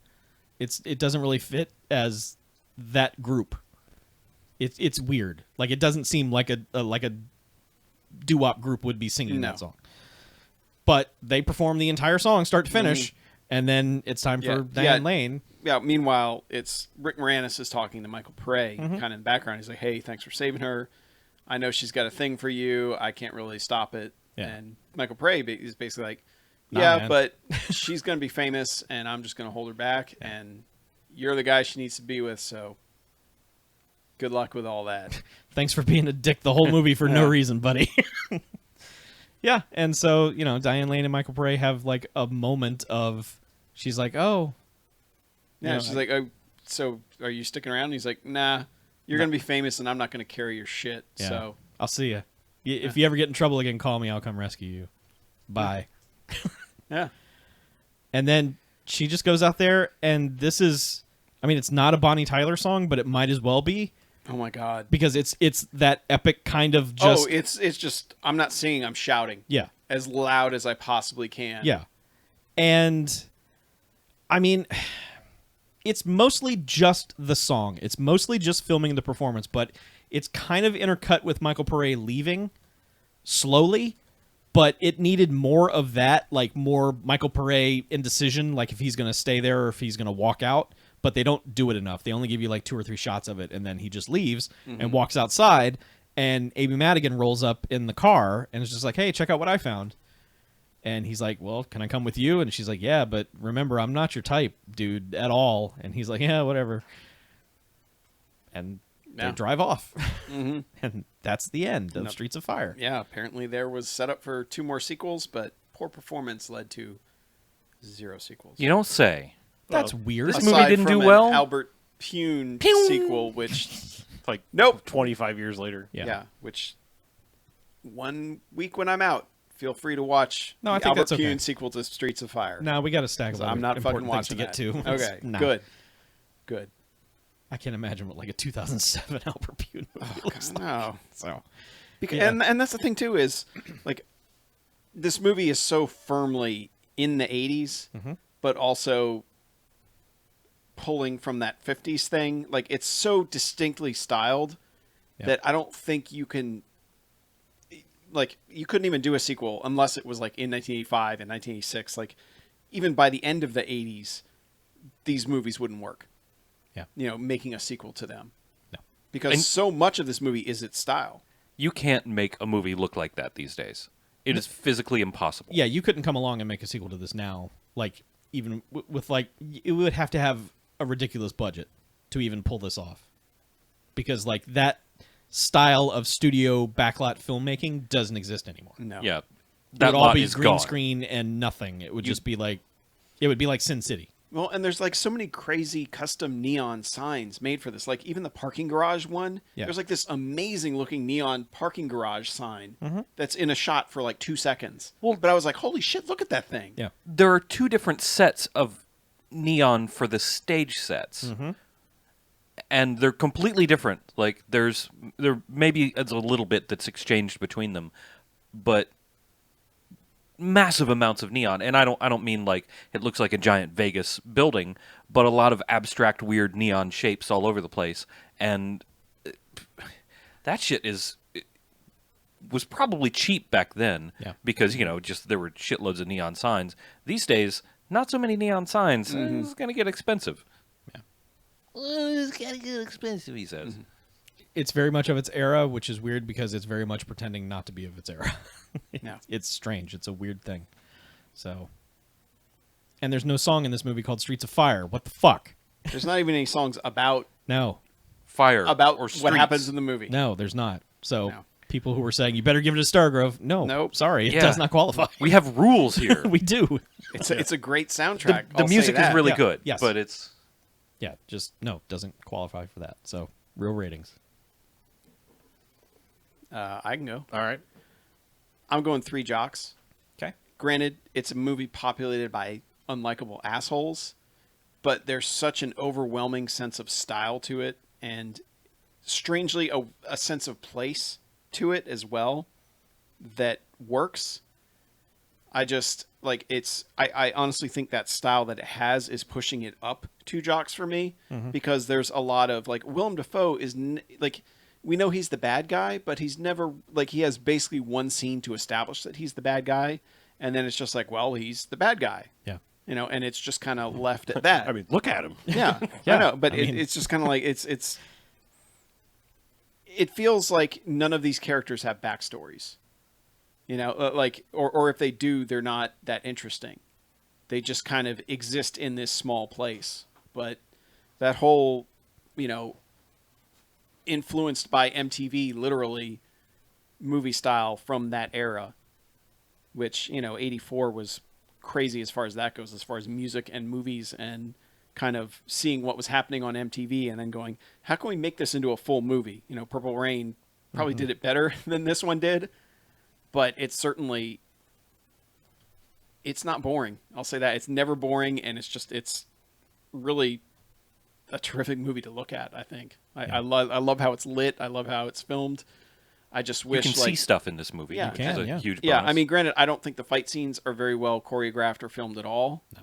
Which is unfortunate because there's some neat stuff going on in their setups, but yeah, I still think it's 3 jocks worthy, especially for that soundtrack.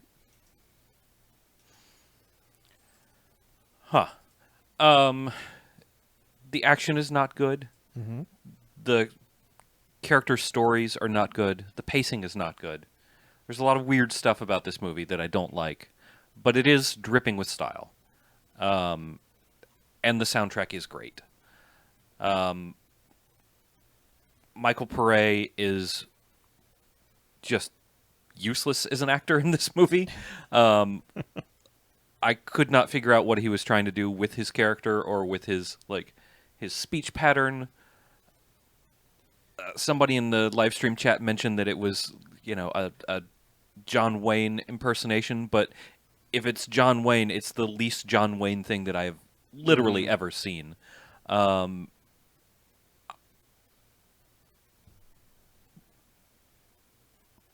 Sorry, I lost my train of thought getting mad about John Wayne. As you do. It happens a lot. Willem Dafoe is... I lost my train of thought once again. I'm really tired, I think. But Willem Dafoe is just what you expect out of him. He does all the weird things. He's cast for his face and yelling and intensity, and you get all of that out of him. But it's kind of hard to watch, I think, because of the pacing and because of the complete lack of any character motivations or any understandable character motivations. I like the car a lot. I really like that car. It did its job. It showed up and went, look at me. I'm the coolest fucking thing in this movie. Good job, car. It's weird, but I just really liked it. It kept me wrapped. I was just looking at that car the entire time it was on screen. That's what I was looking at. But I think I can give it 2 jocks, though. It's got enough style. It's got enough weird stuff to look at and weird stuff going on. The music is eerily appropriate for what this movie looks like. So it's fun. 2 jocks. Thank you. Come again. I can agree with that. I can give it 2 jocks also. We've been throwing around the word style a lot. This movie is very much style over substance. It absolutely is, because it is frustrating how badly the story is told in this movie. Yeah. The pacing of the story is dreadful. It feels like huge chunks of story have been ripped out and replaced with look at stuff, which in some movies is totally fine. I wanted a little bit more of point A to point B to point C in this to make sense. I needed more Willem Dafoe to really make me give a shit. I needed some kind of explanation for that totally fucking stupid Michael Pare moment of, here's my name, here's where I live, bye, thing, confrontation. It's just, that's terrible. That's bad. That's in every way that's bad. Like, a newborn baby on this planet wouldn't be that stupid, wouldn't be that trusting to be like, here's all my information. I'm trusting you're not coming after me. I'll see you later. Even though he tells him he's coming after him. Yeah. He's like, I'm coming to get you. And he's like, okay, well, I'll see you, buddy. Yeah, it works for me, man. Yeah. So I admire how much this movie is in love with its style, and I admire how much this movie is in love with its music. It glorifies the soundtrack, and it glorifies every actual like stage music number that it does.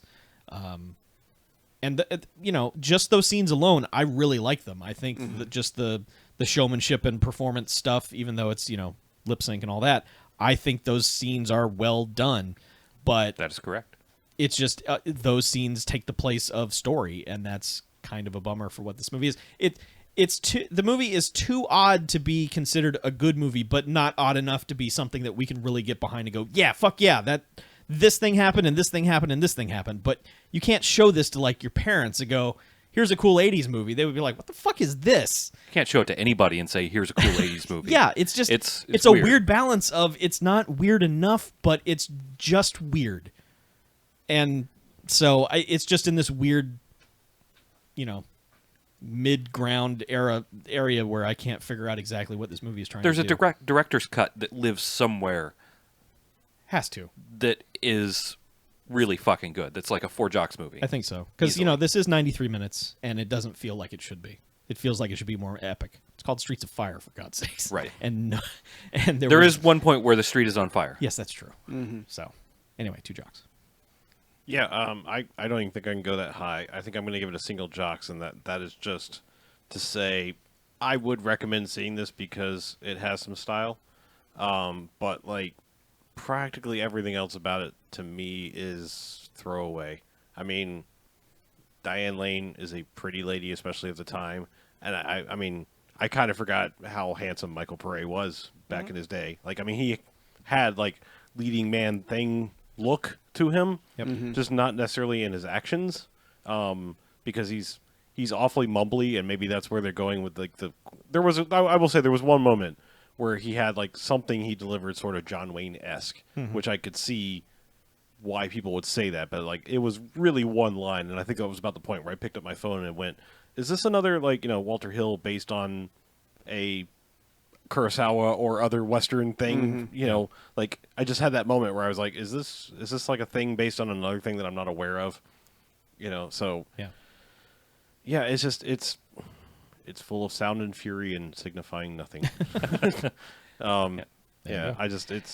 It's also weird the way they like dressed Michael Pare. To go back to that for a second, like he's got sort of the physical shape that you expect out of a leading man type dude, but they do a really terrible job with his hair and a really terrible job with his outfits because he's wearing like the dumbest stuff in the like. I mean, he gets in the fist fight in suspenders. Right. It's Like I know, sure, like somebody back in the brawling 40s would be wearing that, but your leading man needs to be dressed like like somebody who is trying to be attractive. Yeah. Right. Yep. Yeah, and it's weird because, like, I mean, I was alive in 1984, not aware of things like Streets of Fire, but like looking at some of like the promo stuff that was out there, I'd be pissed. Like, it looks like a case where they are selling you the wrong movie. Yeah. Like there are shots where it's like him and Diane Lane like hugging up, and it's like they're barely together. They barely seem like they can tolerate each other when they are together. There is no romance connection. Other than like he could have gotten paid, it seems like there's not a lot of motivation for him to go get her, and No chemistry. yeah, no chemistry together. I mean, it just seems like one of those things that was like kind of destined to fail. Like you had some lofty ideas, and somehow it just spectacularly combusted on you. Yeah. I think somebody said that Pare said in an interview that Rick Moranis was a jerk to him, and I've never heard anything bad said about Rick Moranis, and I don't think I want to hear anything bad said about Rick Moranis. It probably goes back anyway. to what Mackie was saying about how he wasn't allowed to break script. Yeah. So He was probably I wonder road-grumpy. maybe if it was Michael Pare that was not easy to work with, and nobody wanted to be near him. I don't know. Yeah, yeah, it's tough to say. Like, I mean, this is the kind of movie that actually makes me question like my statement about Walter Hill making good movies. Sadly, I'm just like the editing and stuff in this is so bad that it's like, am I misremembering? Like, I have a dear love for the Warriors. I haven't seen it in many years, but like, Maybe it got cut to death in the editing. I think I The don't Warriors know. is better than this. yeah, That poster is fucking jamming, though. Oh, sure. Oh, yeah. Man, Yeah, you guys there are things I want to like more about this movie. I mean, look at that poster and just, I like exploding motorcycles. man, that's got to be on somebody's wall. Like, Me too. it deserves to be on somebody's wall. It's such a good poster. And I mean, this also seems like a case. I mean, I understand in 1984 we were still like on this like you were one side or the other, but I mean, this movie being PG Yeah. is weird because like there should be more violence in this, and your themes, your central themes are more than probably should be in a PG movie. Yes. And I don't Yeah, and understand. I mean the fight, they beat the shit out of each other in that fight. Yeah, I mean, like I said, I understand 1984 there was no PG-13 yet, or it was coming. It was on the precipice of happening. But you know, it's just like it was like this movie doesn't feel like it should. Like they should have. Like the studio came along and be like, make it PG, more people will see it. But it's like It doesn't appeal to this under is not- 13-year-olds. Yeah, this is not the movie to do that Yeah. with. Yeah, this movie should be sexy and violent, and it's Yeah. it's neither. So Yeah. Anyway, shall we take a break? we should. Sure. Yeah.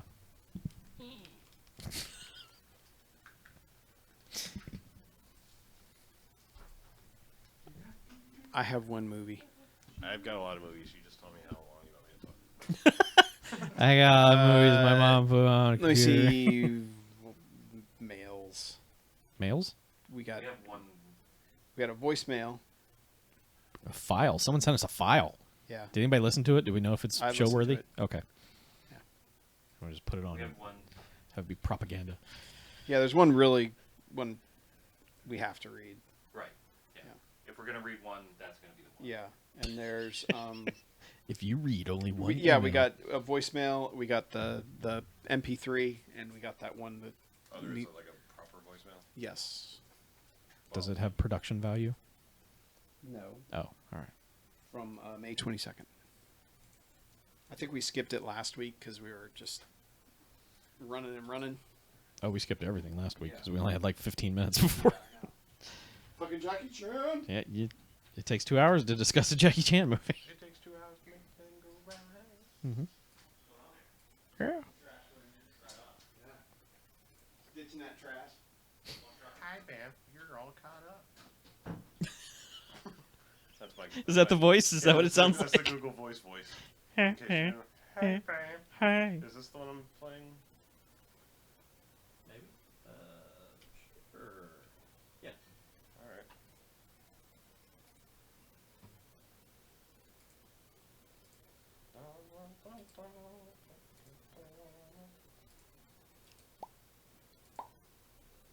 Indeed. Always in need. All right. I have things queued. Yeah, you do. Yeah, he does. How many people we got left in this chat? Oh, we dropped to 9 people. Oh no! People got What mad. are we gonna talk about? We didn't give Things, Streets of Fire 5 jocks. but things and stuff. But things and stuff. Sticks and stuff. Yes. Sticks and stuff. That's the way of my gravy. That's the way. Why should we like it?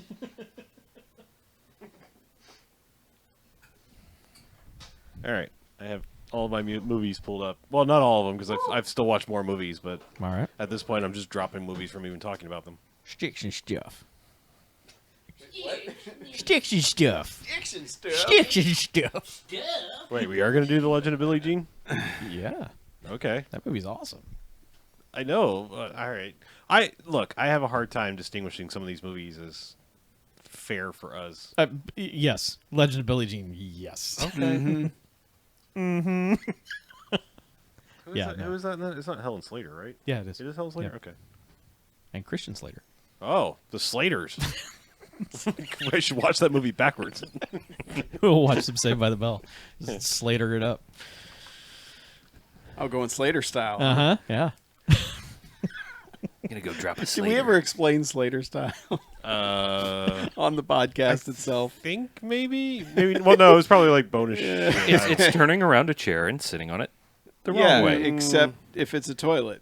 Yeah. That way you got a little shelf. You're Then facing you the can put tank. whatever So you you can- want on you the can make tank. your toilet You Wow. could, wasn't that a Costanza thing too? Did you I talk don't about like remember that. doing that where you sit it backwards so you have a place? I thought that was. Oh, I don't know. Not Costanza, maybe. It's somebody. I don't know. That I seems thought like- I thought the big weird bathroom thing was like taking all of your clothes off in the bathroom. That was a Costanza I think that thing. was a Costanza thing. Like it would take Well, his shirt. he and came pants out- off. Well, that's Wearing the a problem shirt, with they're like- Slater style. Yeah, is everything's got to come all the way off. at because least then your pants ankles wise, don't yeah. work. Yeah, at Well, least- my ankles will still work regardless of what happens. Well, Well, yeah, you you're- just will have a lot of trouble getting them behind the bowl. You'd have to put your feet up over the back of the bowl and That's- then avoid that's- all the pipes. Yeah. And That's how I mean, go. Ladies, It's easier ladies to and just skirts take could off your Slater pants. style pretty oh easily. yeah, ladies, they got it easy. Yeah, them skirts. Yeah, they do, Yeah. don't Or- they? or If the gentlemen- ladies, if the ladies really want to take a Slater style shit, they got it made. They do. They so do. Yeah, or guys in kilts, utility kilts. Yeah. Oh, the No, utility those guys don't have it. Well, you made still at have all. your those underwear guys have it horrible. to get. Still have your underwear to manage. That's why I have. Not really. Not if you're Not if you're a proper not if you're a kilt proper wearer. kilt wearer. Yeah. You Yeah. gotta let your balls hang. Yeah. Correct. Balls. Balls. You gotta let your balls hang. Personally, that's why I have butt flaps installed on all of my pants and underwear, Oh, so that I can, I can Slater without having to go full trow removal.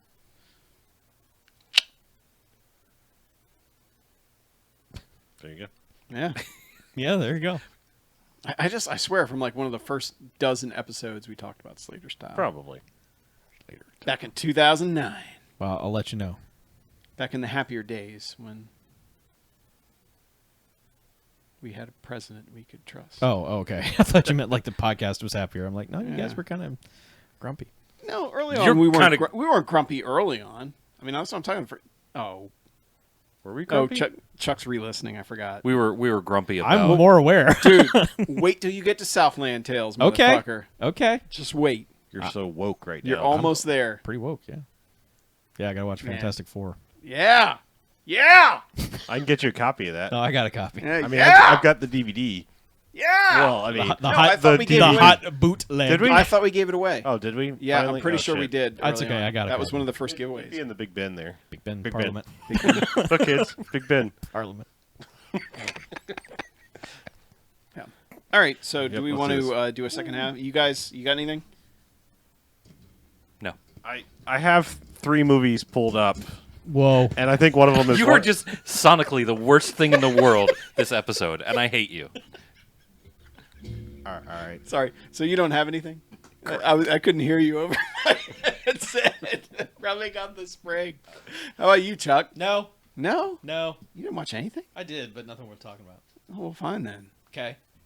I know. Unless you want to hear me Harlow talk and I about have Mystery Alaska. Okay, so I was going to say I have 3 movies, and I think one of them is shared. But Yeah. So I either talk about 2 movies or 3 movies. I can drop one, Hey, but it's man. also the newest, so I don't know what the fuck. Well, Fielder's choice. all right. Fuck. Do what feels right, man. All right, I don't have much to say about it. I'll just talk about it. All right. I can talk about my one thing right now, just Wow. for the live What is stream it? audience. Do it Oh, now. let's- I'm in Tell the us. middle of binging on Kimmy season 3. Oh yeah, that's a thing.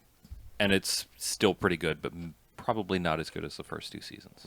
But I have laughed out loud a lot. That's good. That's I good. haven't started that yet. I need to. I love that show. So I do too. Ah, shit. House of Cards came out yesterday. Fuck. it did. I'm That too. not even close to caught up on the previous seasons. I can but barely even tell you what happened last season, to be honest with you. They'll catch you up. Anyway. So. All right. All right, welcome back. Hey, second half. Second half. Half number 2. Second. So we're going to talk about some movies this half. We are. You guys I are. guess That's a I'll, good idea. I'll jump off with one because the next 2 we're going to talk about are kind of a paired thing for me. Okay. So I watched the Lego Batman movie. Oh, Lego Batman. Oh. Yeah. It's really good and really charming. I don't think it's as charming as the Lego movie proper, but it's still really good.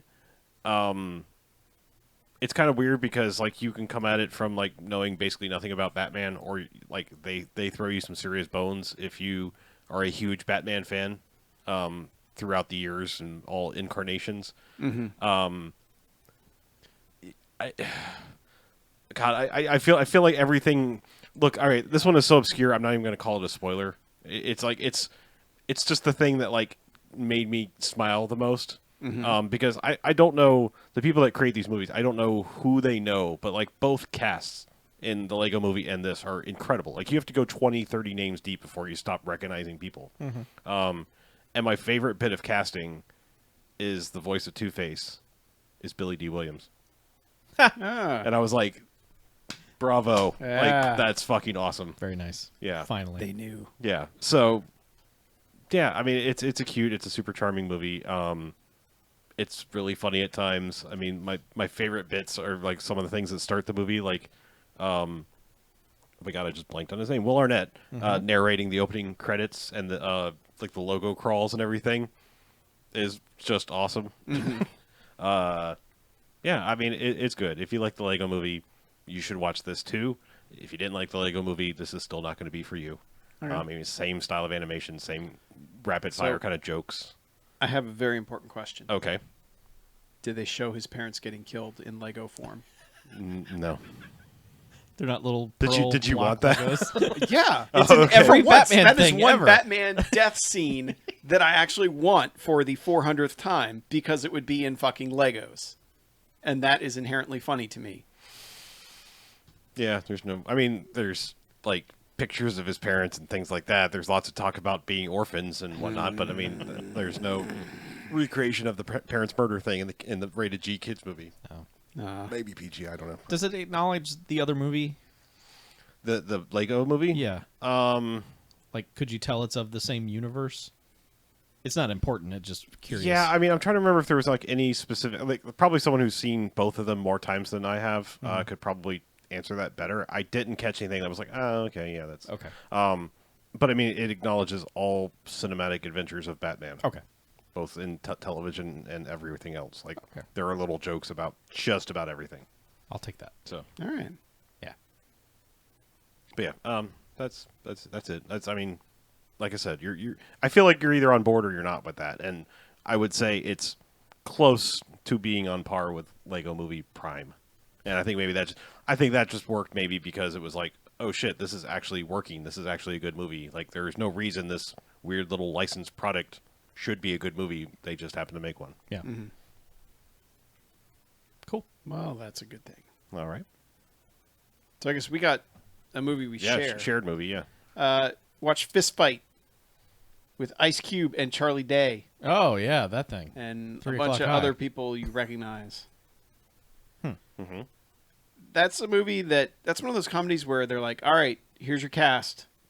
We are not asking them to step out of their lane in any way whatsoever. Everyone in this movie is going to do exactly what you think they're going to be doing. And So you're Charlie either Day on will board yell? you're either on board for that or you're not. Okay. Cool. Yeah. And I was on board for it because they use Ice Cube best because he's a complete straight man throughout. Mm-hmm. He's never cracking jokes or anything like that.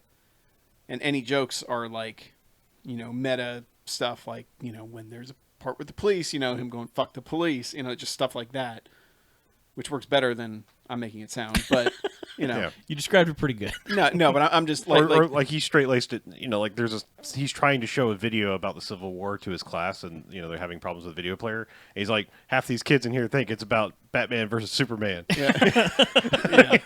And it works because like he's just clueless enough that it works.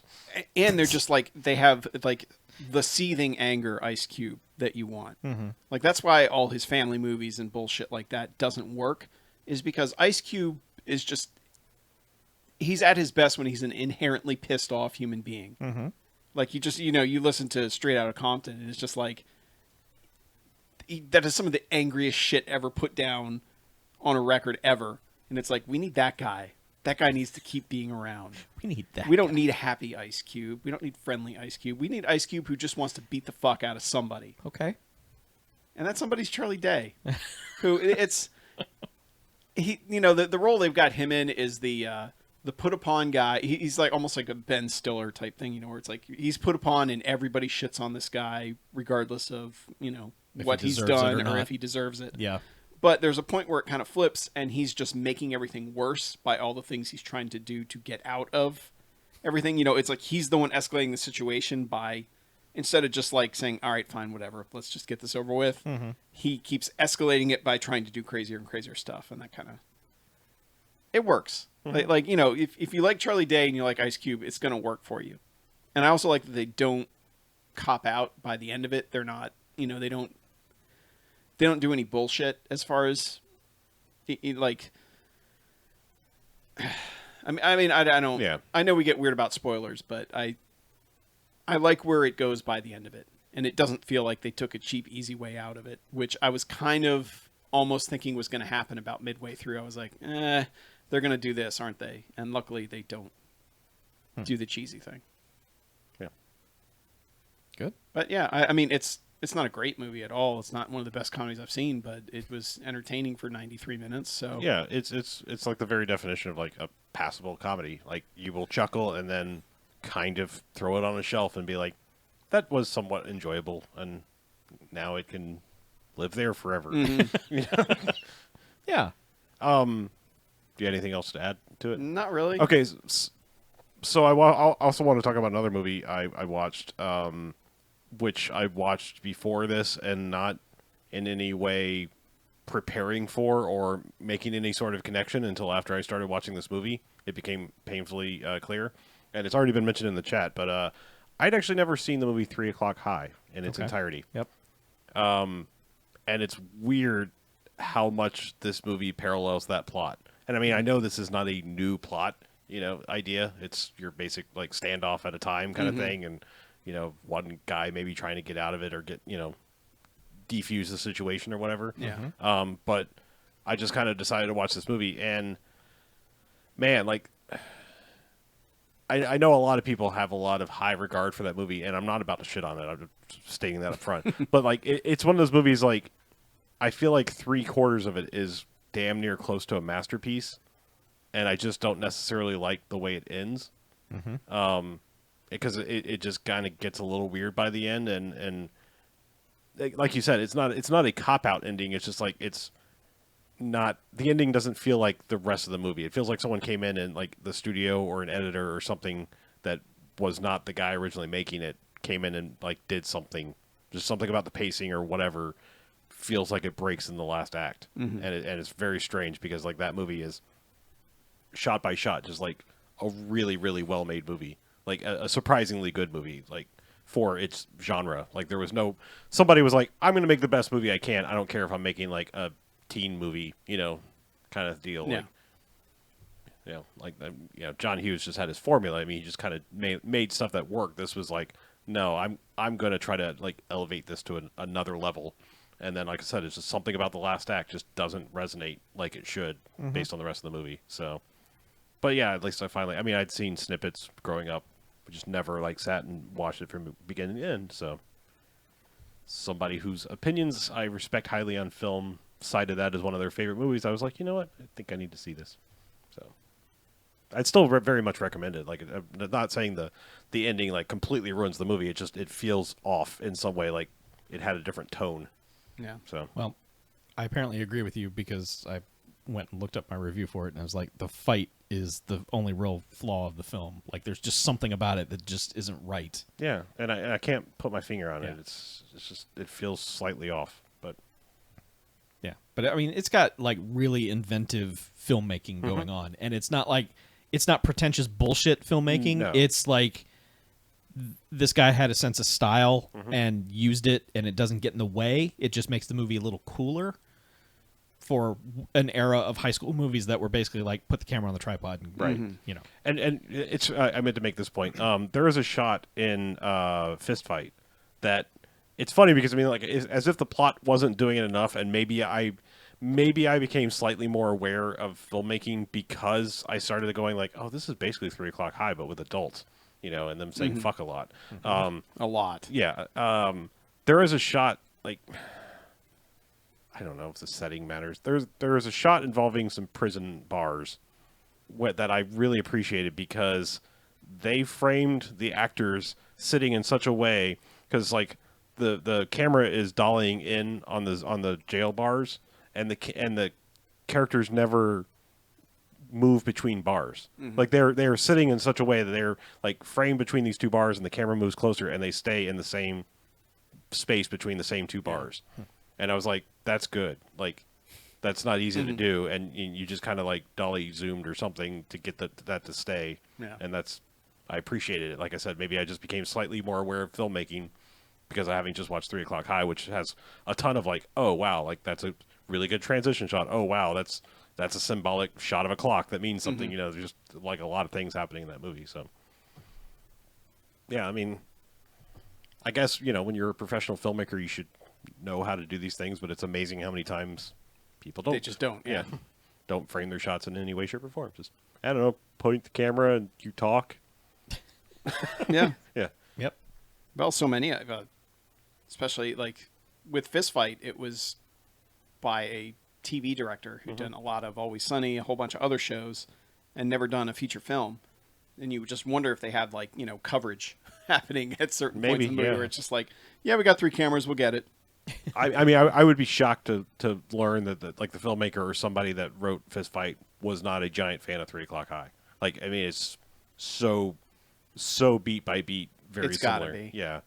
Yeah, when I saw the trailer, I was like, oh, they remade 3 O'Clock High. Well, that's interesting. Yeah. So, But yeah, I mean, Tracy Morgan's in it though, and Jillian Bell. I mean, there's good people that are good at saying fuck a lot, so it has some laughs. Yeah. good.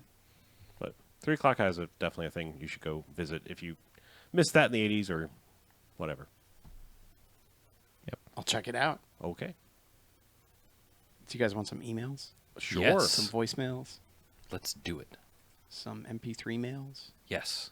3 mails. What are we going to start with? Let's start with a voicemail. Okay. Hey guys, Justin Farrell from Lyons, Nebraska here. 2 things for you. A few episodes ago, you guys were talking about the rock group Sorcery and how their website looked like it was something out of the 90s. Well, I actually went to that website and ordered their CDs, 2 of their CDs, and there was a little bit of a screw-up in the order. No real big deal, but I got to talking to somebody in the band. We emailed each other back and forth a few times, and I got the CDs, and, the website works great. The CDs are great. And I even told them, I go, you really should call BMFcast and give them a shout-out because I've been plugging you a little bit. And I was just calling to see if they ever had, and I just missed the call. And as for getting all the swag by asking a question that'll really get a good discussion going, my question to you guys is, have you ever been really hard on a movie because of somebody in it? Whether behind the camera or in front of the camera, you really hated that person, and the movie was pretty good, but you're like, I can't stand that person. So this movie sucks, which I refer to as the Julia Roberts syndrome, because I can't stand her. She may be in some good movies, but I can't stand her. So anyway, J-Man out. So first off, Justin, Sorcery has never emailed us No. or That sent we us know shout-outs of. or called us or anything. I would They I could would have expect sent- them to send a raven or something. Yeah. There's probably a raven sitting at the old studio waiting for us. That's true. Yeah. A few weeks ago, there was a raven that was just shouting at me as I was leaving work. Yeah. I bet that Sorcery! Sorcery! Sorcery! Yeah. Stop sorcery! My Stop neighborhood, rock! we have hawks, and Bamcast. the mockingbirds chase them all away. So I'm Mockingbirds wondering are if they sent shitheads. me a hawk, Yeah. and the Probably. mockingbirds Yeah. keep chasing off the hawk Yeah, that has the mockingbirds are sorcery shitheads. message. Man, they should Sorcery. upgrade their messaging system. Because there are too many other factors involved here. they're still paying off that hot website design, so you're going to have to wait. Hey, yeah, man, they're it's- still selling CDs. Good on them. Yeah, as far as movies just rejecting them because of someone involved in them, my biggest one has to be Face Off, because I hate John Travolta, and in the late '90s, I kind of hated Nick Cage because I didn't quite get him.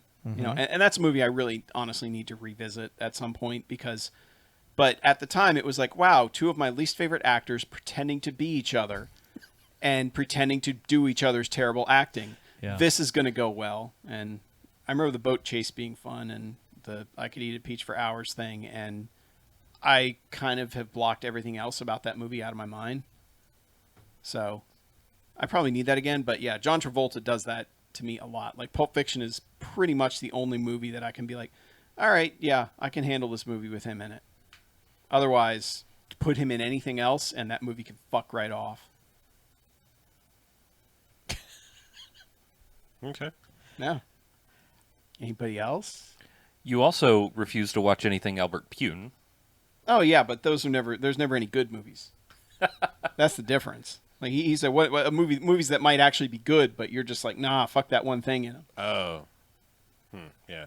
I was going to start listing directors that I've just basically said no, like not anymore. Like, Yeah, honestly, Well, Zack Snyder could make a good movie, and I'd probably be like, you know what? Nah, I'm good, thanks. I was gonna say Shyamalan, but I think I'm gonna watch Split. I mean, Yeah. to find out that it's related to the one movie I've always considered to be the good Shyamalan movie, I think I have to like give it a try. Mm-hmm. But yeah, I mean, I've listed the actors and actresses I just cannot stand for whatever reason before. What, like Kristen Wiig was one of them. Well, I mean, Or have You started to softened get on over her? on. I get over Kristen I think Wiig. I flipped my Wiig a little bit. As someone said, not me. No, I don't like Michelle Pfeiffer, but she won't make me not watch a movie at the same time. Well, she's only made one movie in the last 20 years, so Okay. you're doing all right there. Well, I mean, I'm just like, you haven't missed her. well, I just mean like if I go back and I'm like, I'm not gonna watch that movie. Okay. I've said my piece on like Nicky Cat and what's his face from, even though he's in Pacific Rim. God damn it, it's right there. Mm-hmm. The guy with the bow tie and Pacific Oh, Rim. yeah, I that- can't remember his name now off the top Shit. of my head. Oh, Bern Gorman? No, not Bern Gorman. The one that has like a cane. Can't. Oh, the one I his always name. see, and I think of you every time I see Yeah. him. What? Damn it. I can see his name, something. Charlie Clifton Hunnam. Collins Jr. Yes, Oh, thank you. That guy. God. I just had to say something. Yeah, something. Yes. So I just don't like him. But they're not like big enough actors to like run a movie though. They ruin a movie if they show up for a few seconds. I've turned hard on Bruce Willis. Like, Yeah. I can't Yeah. fucking stand him. And, like, if it was a movie that I've seen that he was in that I loved, I can still pretty much tolerate it. But if I'm watching a Bruce Willis movie I've never seen, I'm like, man, fuck you. Mm-hmm. I hope you lost all this money on gambling or some shit, man. Fuck you. Like, I can't stand him now. He just pisses me off to no end. And I'm thankful that he just does direct-to-video bullshit now because I really don't have to see him that much. Mm-hmm. There was a time there when like Madonna was making movies. But she's never been good at any of them. No, but were you going to mention the Bond movie? No, I'm going to mention fucking Evita, which is amazing. Oh well, I Okay. never saw Evita, but like when she was when it was that period of time when like every movie was some bullshit erotic thriller, Oh God. and Yeah. like the one she was in with Willem Dafoe, and it's like I never know if these are good movies or not because I can't fucking stand her. And there was that one where she was like taken prisoner on an island or something. It's just Swept away. Yeah, it's just all these fucking. It's just like every time I see her, I just like, man, you're bad, you're awful, and this movie may be good, but I can't. I can't look past you. Well, Evita works because they use that to the strength of the movie. I figured. Is that the character or the person and the character Yeah. are not likable, and yet they get convince people to like them. You Yeah. know, so I'm just saying that it works in the movie's favor. Yeah. Yeah. I mean, there are just some people that when I see them pop out of a movie, I'm just like, ugh, no. But not enough to where it just kind of ruins it. Mhm. But there are definitely names I'll see in credits where I'm just like, oh god, that's. Well, I mean, it's a thing. Like once you start to notice it, like you can't unnotice it. Like people that you realize became famous solely for their looks. Like, I mean, Yeah. I'm sorry, but to me, Michelle Pfeiffer is one of them. I just never enjoyed her as an actress. Halle Berry, obviously January Jones.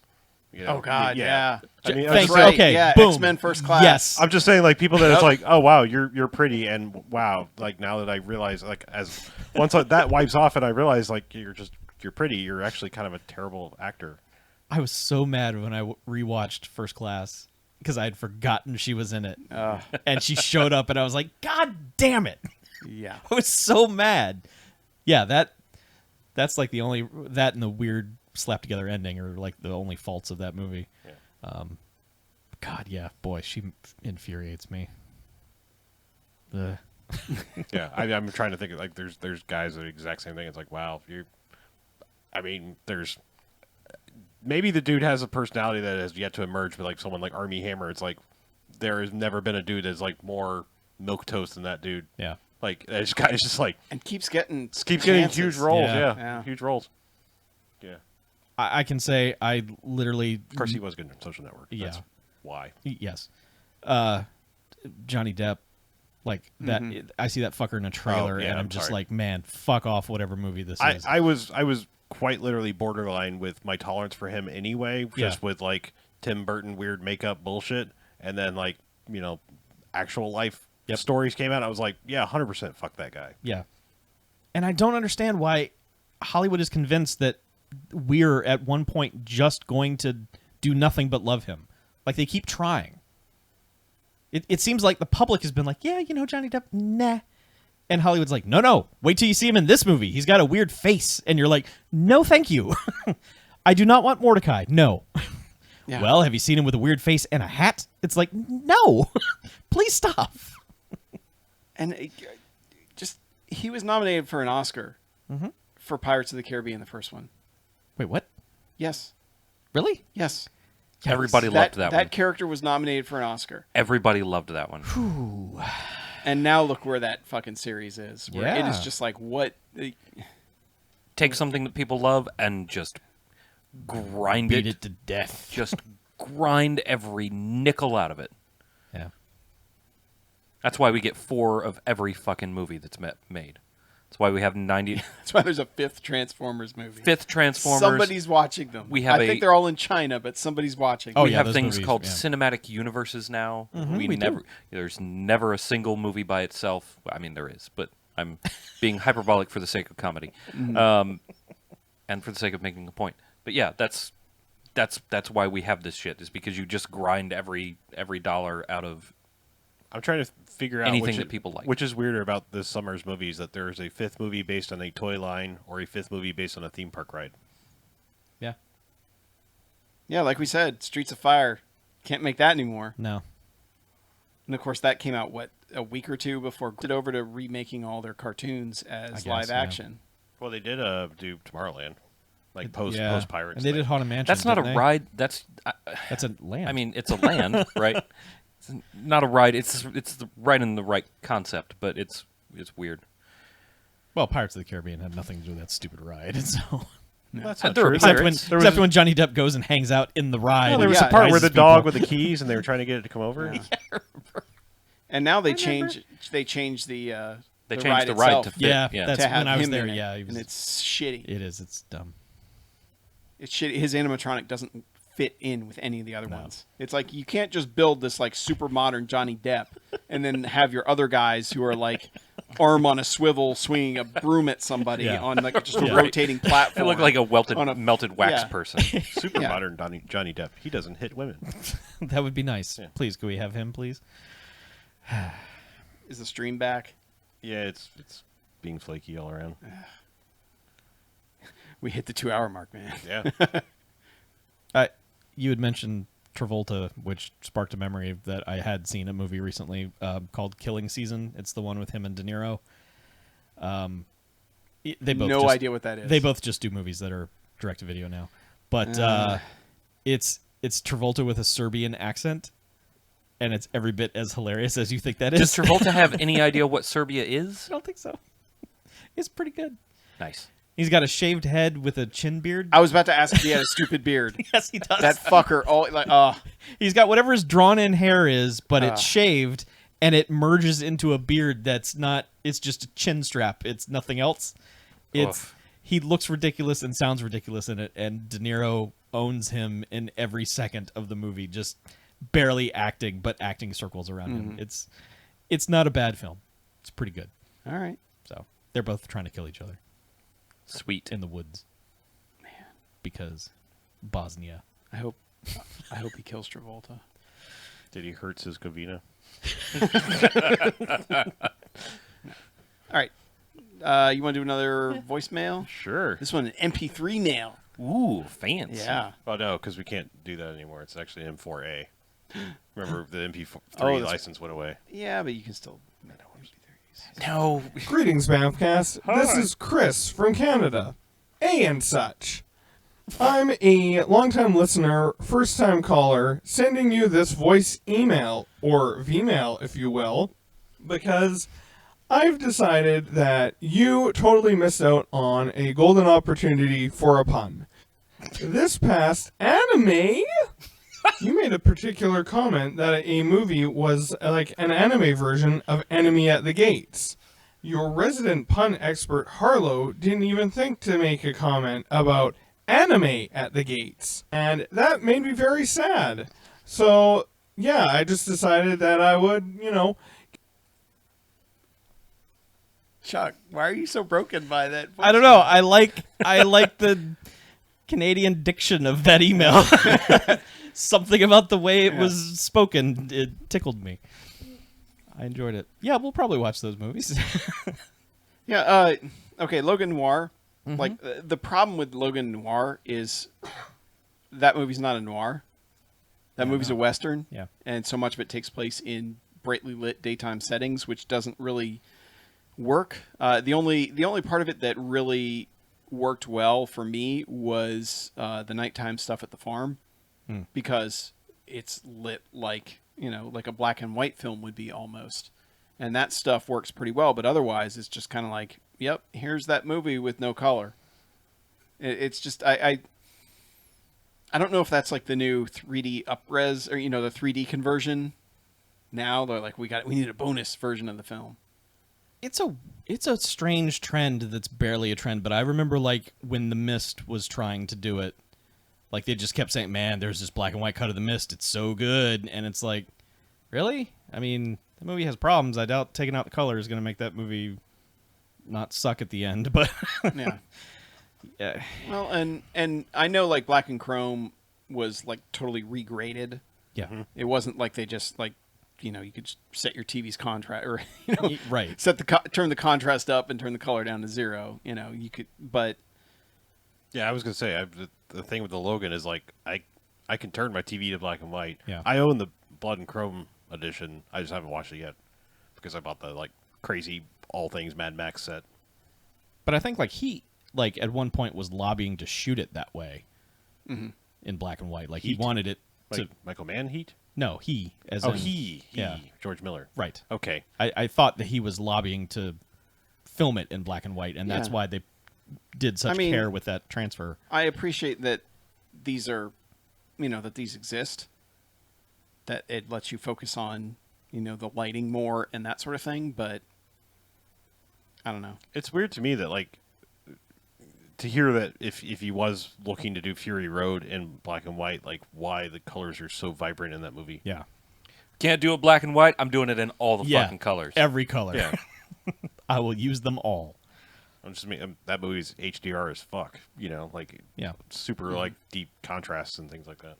I guess what I don't necessarily understand about it is that black and white was never necessarily a stylistic choice. It was just simply cost.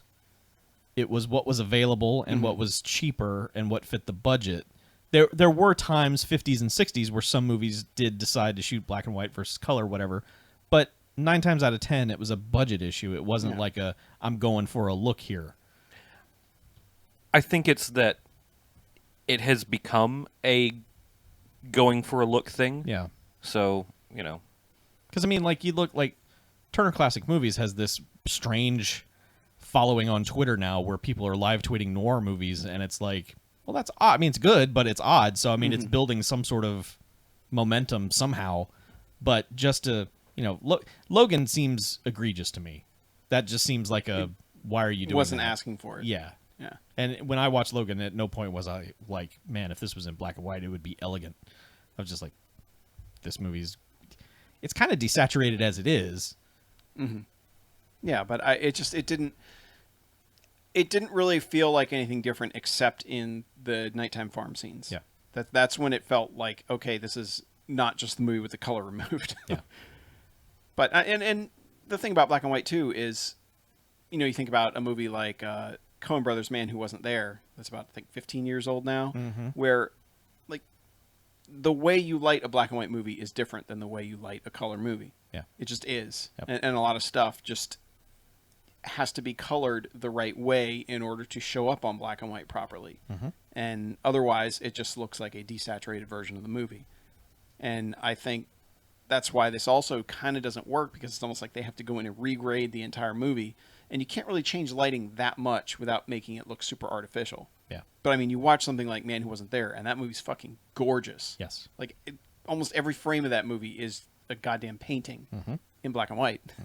But it's all about the light and the color, and I don't think movies have been shot like that for a while now, since we've gone to digital. It's like it just doesn't work the same.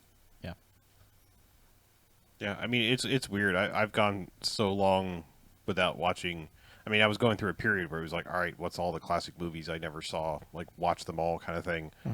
That, like, honestly, it's been so long since I watched black and white movies on the regular. Like, I'm not saying I'm opposed to them, but they now feel foreign. Like, it's just, like, I went through a period of just like, I don't care, whatever, it's black and white, doesn't matter, just watching everything. To, like, now when I see one, I'm just like, oh, like, I hate to say it, but it feels like a weird thing now. Like, I'm not saying it, to me, it doesn't lessen the experience of the movie at all, but, I don't know. We've just... Yeah. I kind of slip into a thing about like 10 or 15 minutes into the movie. I don't know if my brain is just, just posting in the color for me, or if I just get used to it, but it sort of stops mattering after a while, and only when something is, a particularly interesting shot or, high contrast or whatever, do I notice that it's black and white. Yeah. So. Yeah. All right. I love when movies nowadays are just like, hey, this scene takes place in the past, so we took out the color. It's black and white. That means That's it's Calvin old. and Hobbes rules. Or brown. They didn't just invent kinda color brown. until the 40s. Yeah. I like that there's kind of like an unwritten rule that like different periods of time have different color tones. Like Yeah, there's the brown like fatigue color of Yeah. World War II movies. It's and, like, based on what film looks like now to how how film has aged. I know, That's how people now think eras looked. Like, no, the colors were the same, dude. It's a way of conveying a thing. I mean the post-processing color, not like the trying to make it look like the film stock of the time. I'm just saying like Captain America and things now that take place in the 1940s have this like brown fatiguey look to them. That's like, oh well, that's World War II. Like it's just a thing. It's like hit the World War II color scheme. Okay, cool. It's like I can always tell now, like watching a cable show, like something on HBO or Fargo or something, where it's just like a scene will start the episode and it's the color's wrong, and I'm like, oh, this is a flashback. It's like, why? It's like a flashback to 2 years earlier, and it's like, no, 2014 looked the same as 2016. What are you doing? Why is this desaturated? Why is this blown out? What are you doing? I would film all my dream sequences in black and white. Oh, okay. Well, that's cool. Yeah. So you dream like a dog. I don't know. There's the raging debate about whether you dream in color or not. I don't know. You dream in color. Again, people say that you I dream in red. you fill in the colors, but like that the actual act of dreaming is in black and white. I don't know. Who knows? Nobody Exactly. No, I've had dreams where I can name specific colors of things. It Okay. happens. Joey Pantone over there. Yeah, that's me.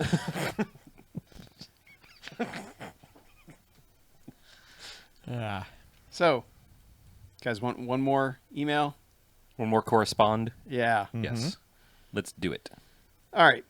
This last one's titled, I'm sorry to inform you that you lost a listener. And when I read that, I was like, oh, shit, somebody really liked Alien Covenant, didn't they? Yeah. And then, no, the answer's worse. It says, hey, BMFcast crew, Jagus here, and I just want to thank you for bringing me and my dad together.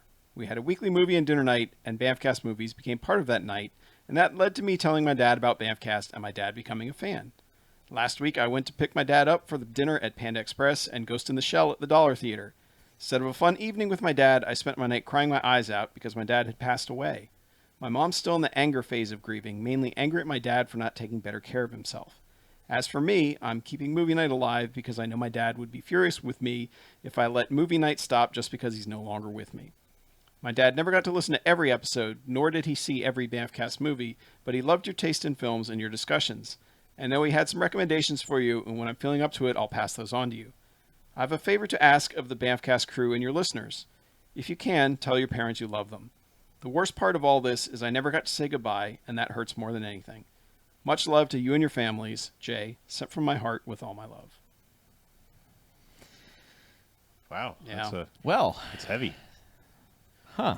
Yeah.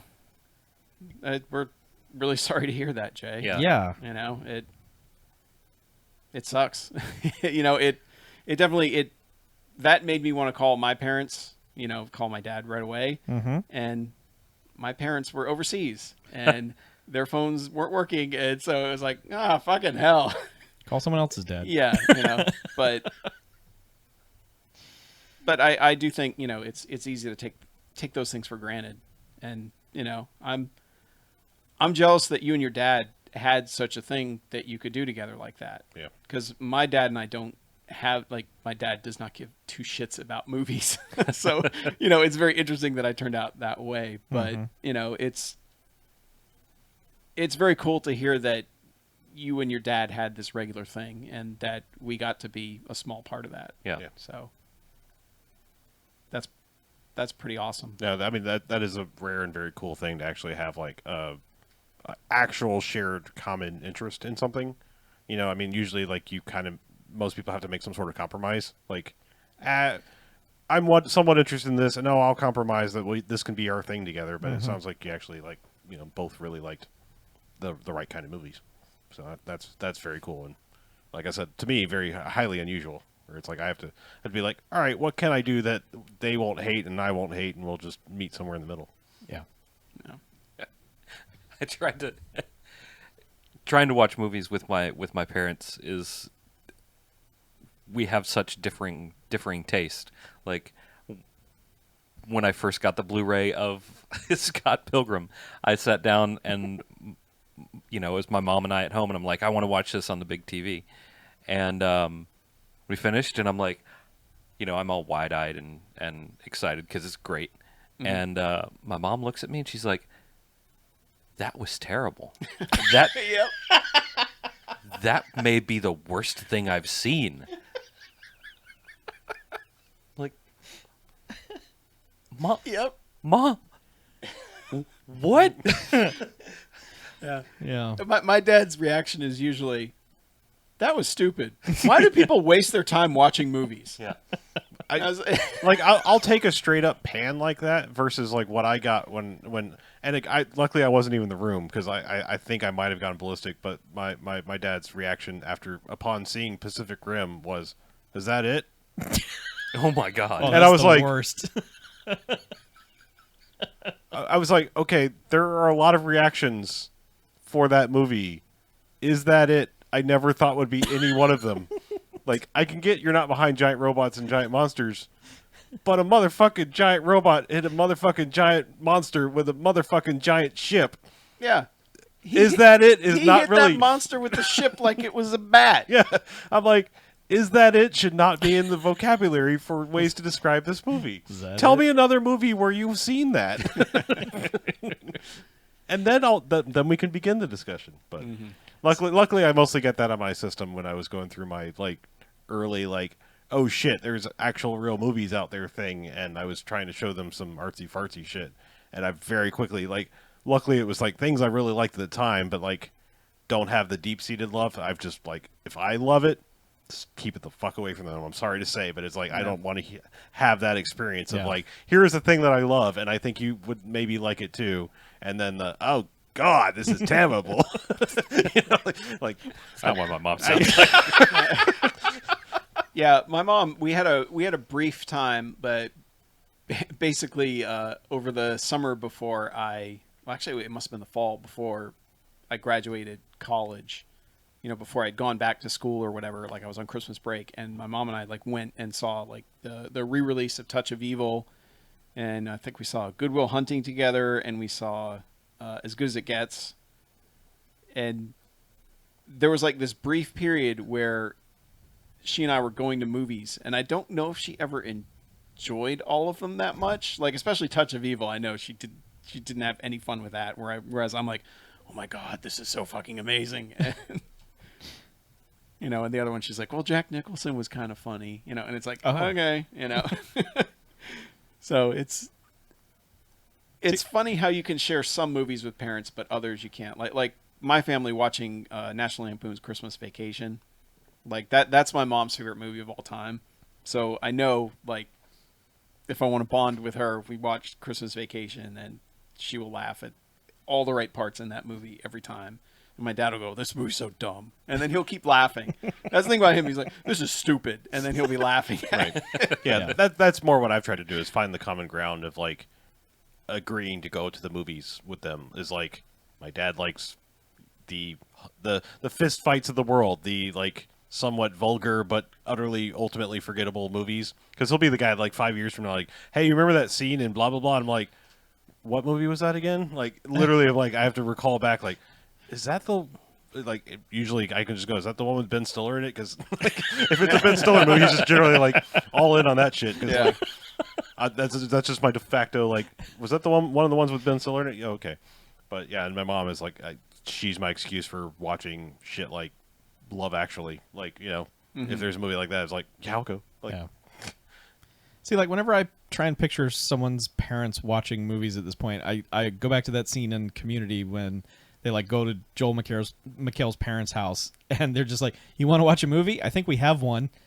And it's like, okay, yeah, people have a copy of Titanic, and that's it. And it's just Right. parents don't care. One of those double VHS copies. Yes, exactly. Like nobody cares. And there's a certain point where like movies, the sense of humor changed to where people of a certain age aren't on board with it at all. Like I have a feeling like if my parents had watched Anchorman, they would just be like, "The fuck is this?" You like this? Which is, that's like, is that all? Hearing you like this is like, yeah, I do. I'm sorry. I'll go now. I'll go to my room, even though I don't live here anymore. So. I just throw it back on me and be like, I love it like you love me. What? Yeah. I'm sorry you don't understand it. No, I'm just saying, like, that puts them, like, right on the line. Like, how much do you actually love me? Like, well we don't really like you at all. Yeah. Okay. It's like, oh, well, fine. Now I understand why you don't like Oh, you Anchorman. must hate this movie. Yeah. At least my mom and I could share one of the greatest movies of all time, which is Sister Act. Oh, good. My mom liked anything with Whoopi Goldberg. Oh, that's great. Yeah, super. What, you don't like Sister Act? No, I love it. That's what I thought. Yeah. I adore it. My eye on you, Chuckles. Okay. So, did you ever watch Theodore Rex with her? I like that you had to take a second to think about what that movie was called. That son of a bitch dinosaur. No, surprisingly, that movie didn't make it into most homes. Into her whoopee rotation? No, she didn't. It did not. Oh. Well, Whoopee rotation. yep. On Sad that to note, say, but Mom yes. passed on before I could foist Theodore Rex upon her. man. Well, I am truly sorry for your lots. Oh, you could have shared the first 3 seasons of Captain Planet together. Oh, man. It's true. It's Yeah. true. Yeah. But tell the people that you love them. Yes. Like, And tell the ones that you don't love that you don't them. like them at all. Yeah. Just say- be honest with your feelings is what we're trying to say. Yeah. yeah. Because you never know. No. Be a man, homie. You never know. But our hearts go out to you, Jay, and hopefully you'll get those suggestions in at some point, and hopefully we'll all give them 5 jocks, because I would feel Right. terrible if we were like, no, this movie sucks. We will treat them fairly. Yes. Is As always. Absolutely. my promise to you. And our opinions are our own. They're not necessarily the reflections of Bearsuit Studios or No. any other Yeah. affiliated entities. Correct. But if anyone else wants to send in recommendations, questions, concerns, Concerns. Or share life events with us if Yeah. that's what you would like to do. or puns we missed. Puns we missed, yeah. Email us, bmf@bmfcast.com, or just go to the website, bmfcast.com, and there's a bunch of buttons on the right-hand side where there are all the ways that you can contact us. Or you can give us a call, 910-5-JOCKS-BMF, 910-556-9263. Also, support the Patreon because we are poor boys, and we need your money.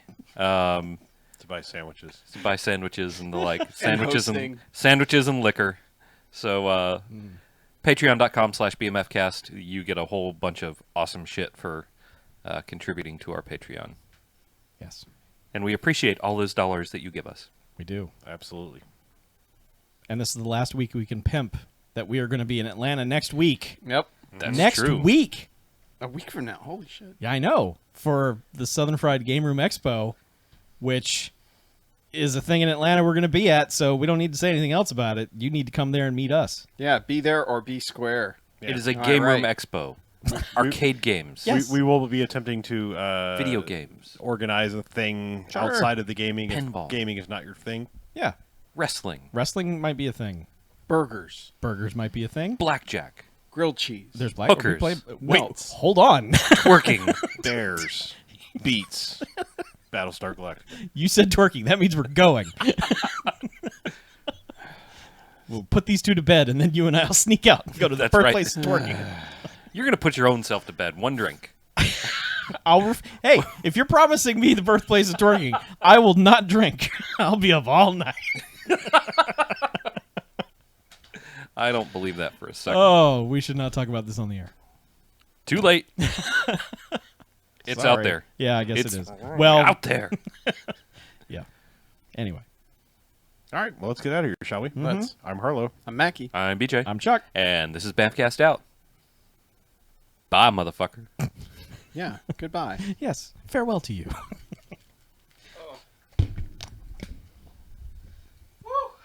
Woo! Seeing this shirt on the stream, I think what I love about it is the name of the album is Blue Train, but it's written in green. Because he was like, if you wrote it in blue, that's just played out, man. Because John Coltrane was that kind of guy.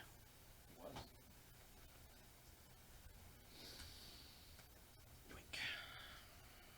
You yoinked your drink. I did. I yoinked it. Good night, everyone. Yep. Thanks, Jess and Moon. It's yeah. I didn't even bring that in. I forgot to. People remain here. I'm gonna put a drink in it when it's not a giant So, firehouse cup. I guess I'll see you fuckers tomorrow. Yeah. See you fuckers tomorrow. Talk about Boomtown. Seeing all you fuckers except for you. Yeah, I'm not going to be here. Yeah. I'm going to be having beer. Be all fucking. You might have a download of it. This guy fucks. If I'm lucky. Well, we're ending it now, Kyle. So you can watch it in like half an hour to an hour. Sorry. welcome, Kyle. 'Cause I'm clicking stop Bye. right now. I apologize.